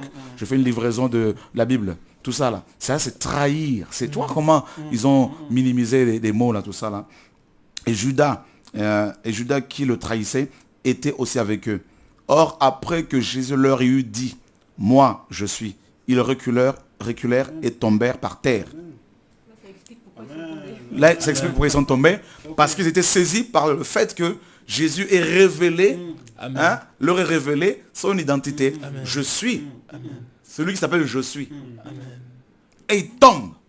C'est grave d'avoir caché ça pendant tout ça. Mais Benito, c'est grave. Tu te rends compte? C'est terrible. C'est terrible comment on a mal traduit les choses. Et il leur demanda une seconde fois, qui cherchez-vous? Ils répondirent, Jésus de Nazareth. Jésus leur répondit, je vous ai dit que moi je suis. Je vous ai dit que moi je suis. Là, il n'y a pas de... Il y a plein de choses comme ça. Hein. Regarde, Benito, regarde, Ésaïe 53. Un passage clé. Hein? Ésaïe 53. Ésaïe 53. Oh, Isaïe. Isaïe, le prophète Isaïe. Benito, quelque chose que je veux lire ici, ça va te choquer. Okay. Hein? Donc je te laisse l'eau à la bouche pour que tu prépares déjà ton ticket pour parce que le problème, ce qui va se passer, c'est quoi? Parce que ceux qui dirigent les assemblées, là, leurs frères et sœurs, qui auront la BJC là, ou d'autres Bibles, voilà. Si les pasteurs prêchent autre chose, c'est pas ce que tu écris. Amen. S'ils disent, mais oui, mais c'est la BGC, c'est n'importe quoi, c'est une fausse Bible. Ils vont dire, mais non, mais c'est dans le grec et l'hébreu, on a vérifié aussi. Regardez, Ésaïe 53. Qui a cru à notre prédication? Et à qui le bras de Yahweh a-t-il été révélé? Toutefois, il s'est élevé devant lui comme une jeune plante, comme un rejeton qui sort d'une terre desséchée. Il n'y avait en lui ni beauté, ni splendeur, quand nous le regardions, ni apparence qui nous le fasse désirer. Il était le méprisé et le rejeté des hommes, homme de douleur, et sachant ce que c'est la maladie. Et là, dans ta version, Benito, on a dit habitué à la souffrance. Benito, c'est grave, c'est pas ça. Le mot habitué n'existait pas là en hébreu dans ce passage-là. C'est le verbe savoir. Donc, savoir, la connaissance. Donc, Jésus-Christ sait, il savait. Et ensuite, le mot souffrance, c'est pas ce que l'hébreu dit. C'est pas souffrance. C'est vraiment la maladie. Donc Jésus-Christ sait ce que c'est la maladie. Et c'est pour cela qu'il est mieux placé pour nous guérir. Amen. Il sait ce que c'est la maladie. Parce qu'il a pris nos maladies. Alléluia. Et c'est pour cela que Pierre dit, aucun autre nom nous est donné sous le ciel par lequel nous devions être sauvés. Il sait. C'est pour cela qu'il se présente à Israël comme Yahweh Rapha. Amen. Je suis celui qui guérit. Il dit dans Psaume, je suis le Yahweh qui te guérit, qui guérit toutes tes maladies. Donc ici, l'hébreu dit vraiment, sachant ce que c'est la maladie. Amen. Donc quand une personne souffre d'un cancer. En faisant référence, je veux bien faire de la précision. D'accord. En faisant référence au fait qu'à la croix, il a porté nos maladies. En faisant référence, pas seulement sur la croix. Ouais. Parce qu'il est né au milieu des malades. D'accord. Il a vécu avec des malades. D'accord. Il connaît toutes les maladies. Ok. Très bien. C'est pour cela, avant la croix, dans Matthieu 8, quand un lépreux va l'approcher, en lui disant, si tu le veux, tu peux me rendre pur. Sachant ce que c'est la maladie, la lèpre notamment, en tant qu'un juif, s'il devait se référer à la loi de Moïse, il ne devait pas toucher ce lépreux. Exactement. Parce qu'il allait être déclaré impur. Mais comme son sang est pur, tout ce que Jésus touche est sanctifié. C'est pour cela qu'il a touché le lépreux, parce qu'il a compris, parce que comme il sait ce que c'est la maladie, il sait ce que c'est la lèpre. Donc il savait ce que c'est la lèpre. Donc il savait qu'il fallait son toucher pour que la lèpre quitte. Amen. Donc il s'est identifié en touchant le lépreux, il s'est identifié au lépreux, à sa maladie. Donc il a pris ça, parce que si tu touches un lépreux, tu deviens lépreux. Exactement. Donc il a pris ça. Amen. C'est une sorte d'intercession dans le sens où il se met à la place de ce lépreux. D'ailleurs, de toute façon, il est l'intercesseur parfait. Il est le Melchisedec, le grand prêtre. D'ailleurs, on ne met pas, il y a autre chose. Alléluia. Il est le bouc émissaire. Exactement. Sur lequel étaient transmis tous les problèmes des gens, tous les péchés. Il chassait dans le désert. N'est-ce pas? Donc, il savait ce que c'est la maladie. Il savait ce que c'est la maladie. C'est pour cela qu'à chaque fois, il touchait les gens qui étaient malades. Le lépreux arrive. Regardez. Il y a des malades à qui le Seigneur disait, va, tu es guéri. Sans les toucher. Mais quant au lépreux, pourquoi l'a-t-il touché? Il y a un message là derrière. Là. Amen. Alors qu'il ne fallait pas toucher les lépreux. Donc, il a touché pour s'identifier. Le toucher, là, c'est une connexion. Paul dit, n'imposez pas les mains avec précipitation pour ne pas participer au péché d'autrui. J'irai même encore plus loin. Une femme impure, donc qui avait ses menstrues, ne pouvait pas toucher non plus. Non. Et là, la femme qui avait ses menstrues a touché. Depuis 12 ans, a touché le pan de la robe de Yeshua. Selon la loi, ça devait le rendre impur. Mais comme son sang est pur, comme il n'a pas péché, donc lui, là, il prenait sur lui. Yes. Amen. Yes. Tu peux y aller. Et quand il dit à Pierre, manger cette nourriture. Ouais. Et puis Pierre refuse, puisque la loi juive interdisait de manger des animaux impurs. Et Dieu lui dit, le Seigneur lui dit, ce que moi je déclare pur, que l'homme ne le déclare pas impur. C'est ça. Donc les lépreux, Yeshua est venu et il s'est identifié à nous. C'est pour cela qu'on comprend mieux pourquoi il guérit les malades. Prophétiquement, ça veut dire qu'ils prenaient déjà leur place. Prophétiquement, ils prenaient leur place. Parce que quand la Bible dit qu'il a apparu comme un vrai homme, mais en tant que vrai homme, il fallait qu'il expérimente ce que c'est la maladie. C'est-à-dire, il n'était pas malade de lui-même, mais il a pris toutes ces maladies. Amen. C'est bien de le préciser. Non, mais c'est clair. Il n'a pas péché, il n'est pas tombé malade de lui-même comme nous autres là, mais il a pris nos maladies. Et il a expérimenté ce que c'est ces maladies, ce que c'est ces douleurs. Parce que, pourquoi il est le grand prêtre? Le grand prêtre devait s'identifier aux pécheurs pour qu'il intercédait. N'est-ce pas? Donc c'est pour cela que Yeshua sait ce que c'est la souffrance quand une personne a le sida. Yeshua sait ce que c'est la souffrance liée à toutes les maladies, au cancer. Parce que sinon on va le faire, c'est comme s'il n'a jamais expérimenté toutes ces souffrances et il est dans son ciel là-bas. Et puis, non, il a tout expérimenté. Ça veut dire qu'à la croix... Sauf qu'il n'a pas péché. Il n'a pas péché, hein, mais à la croix, il a expérimenté cette souffrance. À la croix... Avoir un sidéen, que peut avoir un cancéreux, c'est grave. Maintenant, il a porté ça avant la croix. Parce qu'on nous dit que sa souffrance... Déjà, on voit dans le Gethsémani comment il agonisait. Et il agonisait. Donc, dès sa naissance, il a commencé à expérimenter cela. C'est ça qu'il faut comprendre. En se mettant à la place. Dès l'incarnation. Dès l'incarnation. Parce qu'il a paru comme un vrai homme. Dès l'incarnation, il n'a pas péché, son sang était pur, on est d'accord. Mais dès l'incarnation, la souffrance a commencé. Et ça, on comprend mieux. La croix, c'était, n'est-ce pas, pour abolir toute chose.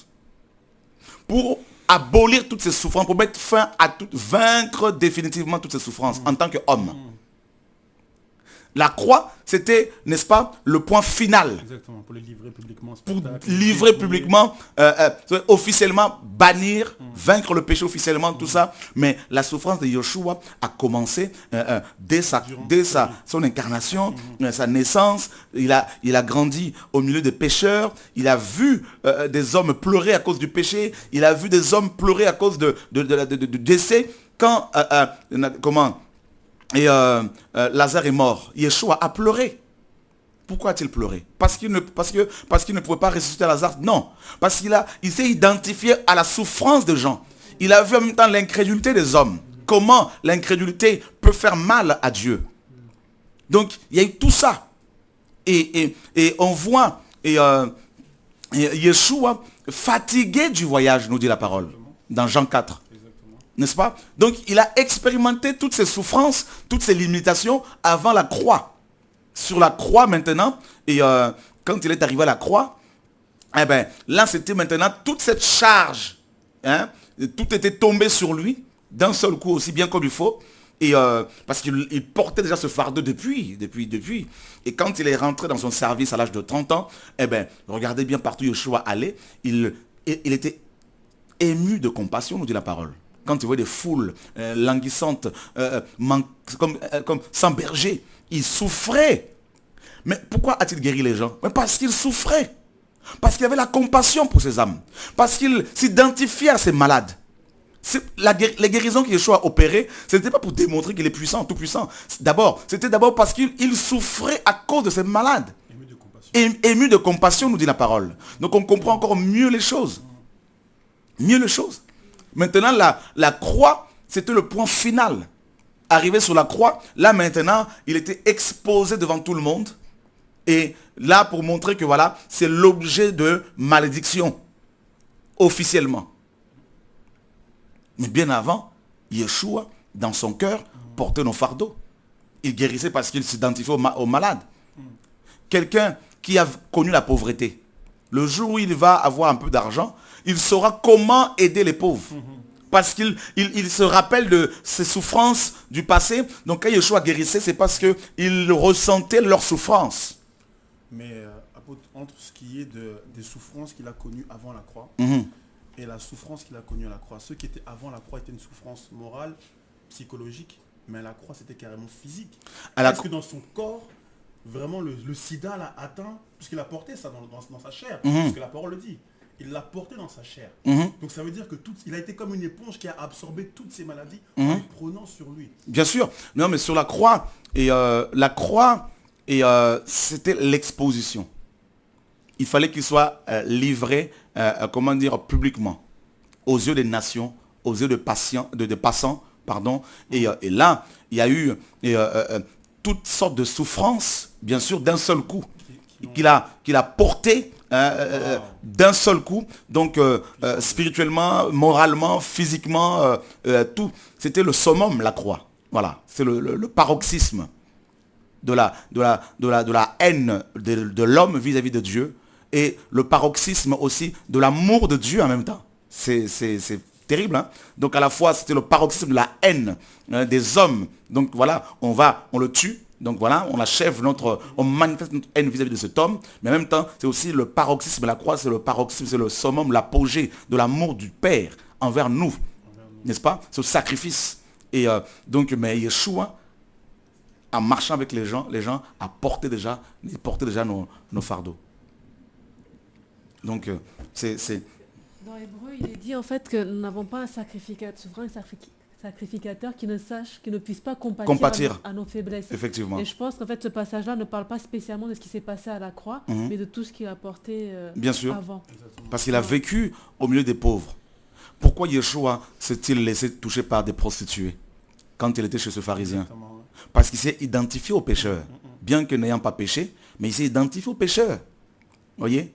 Et quand on comprend la parole comme ça, on comprend le service envers le Seigneur, envers les frères et sœurs, prend tout son sens. C'est-à-dire, c'est la base de son service, c'était l'amour pour les hommes, l'amour pour les malades. Et c'est pour cela que la parole nous dit que pour pouvoir sauver ses frères, il s'est rendu semblable à eux. Exactement. Il s'est identifié à eux. Il a paru comme un vrai homme. Quand on dit qu'il a paru comme un vrai homme, ça veut dire quoi? C'est pas seulement de manière physique. Parce qu'il y a des anges aussi qui apparaissaient de manière physique. Qui avaient le physique des hommes. Mais lui, c'est parce que aussi, il a porté toutes ces maladies sur lui. 2 Corinthiens 5, 21, il dit que celui qui n'a jamais péché, il a fait devenir péché. Pour nous. Donc sur la croix, il est devenu un péché pour nous. Bien qu'il n'ait pas péché, mais il est devenu péché pour nous. Comme la parole le dit, il a porté tous nos péchés officiellement et devant tout le monde. Et là, c'est pour cela que dans Ésaïe 53, quand l'hébreu dit qu'il sait ce que c'est la maladie, et second vient, il remplace et dit habitué à la souffrance. Mais tout le monde est habitué à la souffrance. Beaucoup. Tout le monde est habitué à la souffrance. Parce que la souffrance peut ne pas être une maladie. N'est-ce pas? Ça peut être un manque de logement. Je souffre parce que je n'ai pas de logement. Mais là, l'hébreu dit maladie. Maladie. Donc, ce n'est pas habitué, mais c'est savoir. Je sais ce que c'est la maladie. Donc, je veux dire, si je prie, si aujourd'hui j'ai eu mal à la tête pendant 2 ans, 3 ans, le jour où Dieu va me guérir, si j'ai un frère en face de moi qui me dit j'ai des maux de tête, je saurais comment l'aider. Je dirais, je sais, je suis passé par là. Donc, Yeshua, quand il guérissait les gens, n'est-ce pas? Il les guérissait parce qu'il savait, il ressentait les maux que ces personnes avaient. Et autre est la prière quand tu sais. Et la prière est autre, on fait autrement la prière, effectivement. Quand tu es passé par là, on prie autrement. Voilà. Il y a toute la compassion, on met tout son cœur. Voilà. C'est clair. Et autre chose, beaucoup de gens, si je puis dire, font une abnégation au Seigneur, ou bien rejettent Dieu, ou bien boudent le Seigneur, parce qu'ils passent par des temps de souffrance et ils pensent que Dieu ne les connaît pas. Or, que lui-même, avec cette compréhension, on comprend que lui-même est passé par la souffrance. Bien sûr. Donc il peut nous comprendre en fait. Et d'ailleurs, regarde Benito, effectivement, dans Ésaïe, dans Deutéronome 28, le Seigneur dit quoi? Il dit aux enfants d'Israël, voici les maladies qui viendront sur vous, hein, si vous vous détournez de mon alliance, en gros. Il parle des hémorroïdes, il parle de toutes sortes de maladies, tout ça, la fièvre jaune, tout. Et donc ces maladies, les maladies sont les conséquences du péché. Nous sommes tous d'accord. Donc, bien sûr, vous me direz, mais oui, mais il y a des maladies d'origine microbienne, tout ça. Ok, d'accord, mais si les microbes, là, ça vient d'où là? L'origine, c'est le péché, parce que quand Dieu a créé la terre, il n'y avait pas de microbes. D'accord. Donc, on sait que toutes les maladies ont pour origine le péché. D'accord. Donc, voilà. Et maintenant, donc, c'est-à-dire, Yeshua a pris toutes ces malédictions sur nous. C'est pour cela, Paul dit dans Galates, il est écrit, maudit soit, et celui qui est pendu au bois. D'accord. Donc Yeshua a pris toutes ces maladies, ces souffrances sur nous, sur lui, pardon. C'est pour cela qu'il pouvait guérir les gens. Maintenant, sur la croix, tout est tombé d'un seul coup. Il a porté ça bien comme il faut. Et c'était l'apothéose. La croix, c'est vraiment, voilà, c'est l'apogée. C'est vraiment. Et c'est pour cela, mes amis, que Yeshua peut, Jésus-Christ peut nous guérir et mieux placé pour nous guérir. Et c'est pour cela, justement, Paul disait, quand je suis faible, c'est là que je suis fort. Et Paul dit, la faiblesse de Dieu est une force pour nous. Ça veut dire quoi, la faiblesse de Dieu? C'est justement le fait qu'il ait pris nos souffrances. Le fait que Dieu est devenu homme, faible. Il s'est levé devant nous comme une jeune plante, comme une faible plante. C'est cette faiblesse-là. Donc c'est une... Et Paul, s'il était fort, c'est parce que Dieu lui a imposé la faiblesse. Et c'est là qu'il tire sa force. Le service de la guérison est basé sur l'amour et sur la compassion. Voilà. S'identifier aux malades pour mieux les sauver. Voilà. Donc pour sauver les humains, Dieu est devenu homme. Pour guérir les malades, il a porté leur maladie. Et donc c'est pour cela qu'il a dit qu'il sachant ce que c'est la maladie. Allô, bonsoir. Allô? Allô? Oui, bonsoir. Oui, salut Florence, c'est Alain et Dorothée, voilà, pareil. Alain, Dorothée, enfin, que Dieu soit béni. Quel plaisir.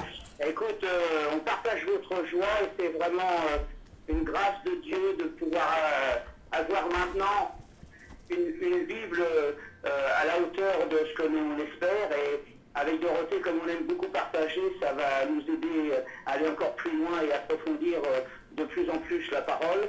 Et c'est vrai que, comme tu disais tout à l'heure, il va falloir revenir à zéro. Mais tant mieux parce qu'il y a tellement de choses qui ont été erronées et qu'il va falloir remplacer. Est-ce que tu pourrais lire Genèse 38, versets 9 et 10, si c'est possible? Avec joie, avec joie. Faites vos commandes et puis on va vous faire la livraison. Parce qu'on a partagé ce passage il y a quelque temps ici au Havre. Et je voulais savoir comment c'est traduit là maintenant. Genèse 38. Oui, versets 9 et 10.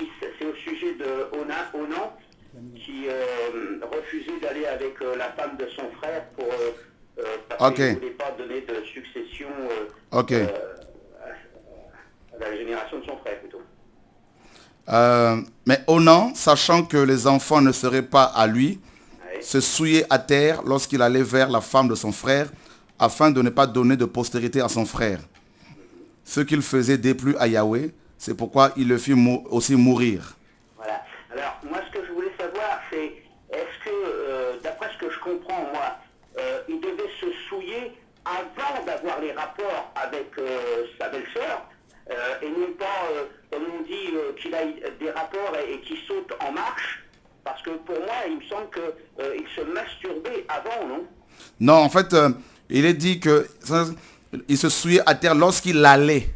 Ah donc pour toi, c'est qu'il avait déjà des rapports avec et il sautait en marche, quoi. Il allait, lorsqu'il allait, donc il allait avec cette femme. D'accord. Et il se souillait à terre ensuite. Ah ouais, donc c'est pas forcément la masturbation, parce que dans le dictionnaire, Onan qui est donc un personnage biblique comme ils mettent, et c'est comme ça que a été traduit le mot masturbation à partir de ce que faisait Onan. Non, c'est pas la masturbation, c'est vraiment c'était autre chose. Donc il allait avec cette femme et au moment de, bien sûr, voilà, donc il se retirait. Bon bah tu vois, moi je m'étais un peu trompé là-dessus parce que je pensais qu'il se masturbait avant d'aller avec la femme de son frère. Non, il allait vraiment avec, parce que Judas est un homme qui aimait aussi le sexe, qui aimait le péché sexuel. Donc il allait avec cette femme, et Onan, pardon. Donc c'est un homme qui... Voilà. Mais sinon, oui, la masturbation, on aura des enseignements là-dessus pour expliquer, selon la Bible, ce que c'est. Parce que c'est une pratique charnelle, démoniaque. Donc, c'est la débauche, tout à fait. Tout à fait. Alors en tout cas, nous on se réjouit, on n'a qu'une heure, c'est d'avoir cette Bible-là. Alors comme je sais, comme je te l'avais déjà dit, je sais que tu as des problèmes avec le calendrier grégorien, donc on est le 19, je viens chercher ma Bible tout de suite, d'accord?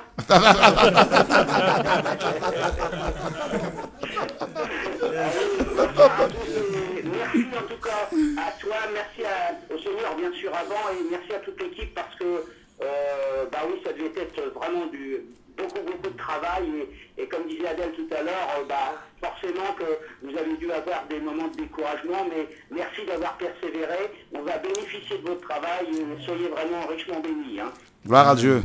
On se verra donc le 19 du roulant. Avec joie. Merci Allez, Seigneur. bye. Je vais juste lire un dernier passage et après chacun pourra dire ce qu'il a à dire, comme ça on va clôturer l'émission. C'est dans Ecclésiaste, donc je vais chercher d'abord dans le sommaire. Gloire à Dieu. Ecclésiaste 770. 770. Ne vous moquez pas de moi, je suis redevenu. C'est pas le verset. Je suis redevenu enfant. 770. Voilà, Ecclésiaste. Alors, je vais lire, je crois que c'est...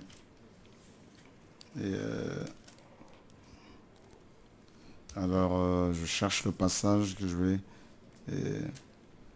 lire. Et Ecclésiaste, oui. Ok. Voilà, Seigneur, merci.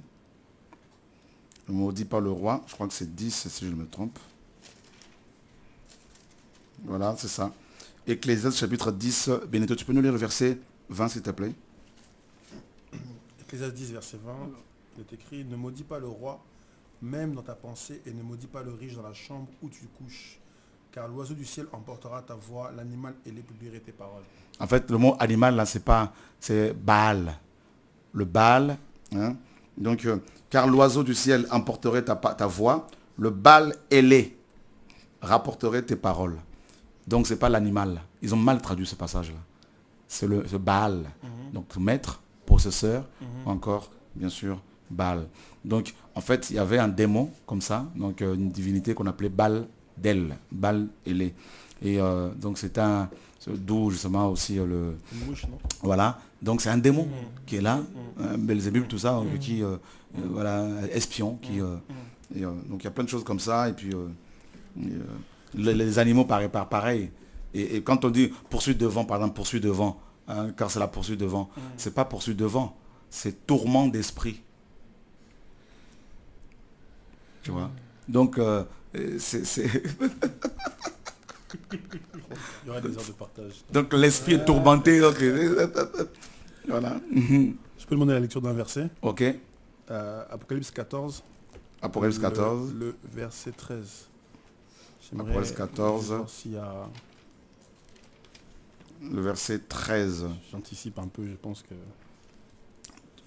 Alors j'entendis une voix du ciel qui me disait, écris, bénissons dès à présent les morts qui meurent dans le Seigneur. Oui, c'est vrai, dit l'Esprit, afin qu'ils se reposent de leurs travaux, car leurs œuvres les suivent. Voilà une vraie bénédiction. Alléluia. Ma version dit, écrit, heureux dès à présent les morts. Ah. Comment ils peuvent être heureux alors qu'ils dorment? Exactement. Et là, c'est béni. Ils sont bénis. Wow. Tu te rends compte, Benito? Wow. Alors tu te régales là. Wow. T'as plus peur, là, t'as plus de doute là, c'est bon. Voilà, je savais que tu allais... Alléluia. Amen, amen, amen. Donc ceux qui meurent en Christ, c'est une bénédiction pour eux. Donc la mort en Christ, c'est une bénédiction. Amen. Voilà. Et attends, Benito, juste un cadeau encore pour toi. Hein? Un cadeau encore pour toi, pour tous les défenseurs de la sainte doctrine. Et un Thessalonicien, donc il faut que je trouve... Ah ben là, il n'y a pas de souci, Thessalonicien, c'est facile. Et Thessaloniciens, voilà. 1 Thessaloniciens, chapitre 4. Yann, on se regarde, hein? Alléluia, gloire à Dieu. Et le verset 16, Benito, tu peux lire? Ah oui, c'était...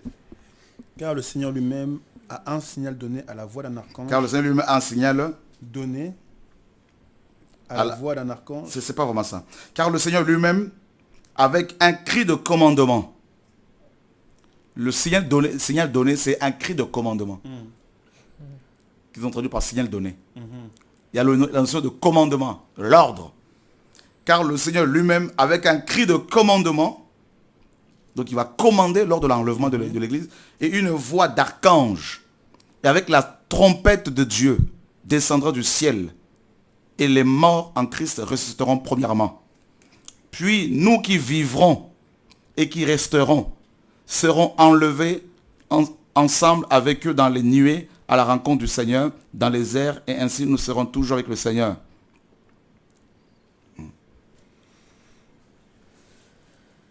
Un cri de commandement. Lui-même a un cri de commandement, n'est-ce pas? Car le Seigneur lui-même, avec un cri de commandement et une voix d'archange, et avec la trompette de Dieu. Donc c'est-à-dire que Yeshua lui-même aura cette trompette-là, le chauffard. Qui sera comme la voix d'un archange, le chef des archanges, le chef des chefs.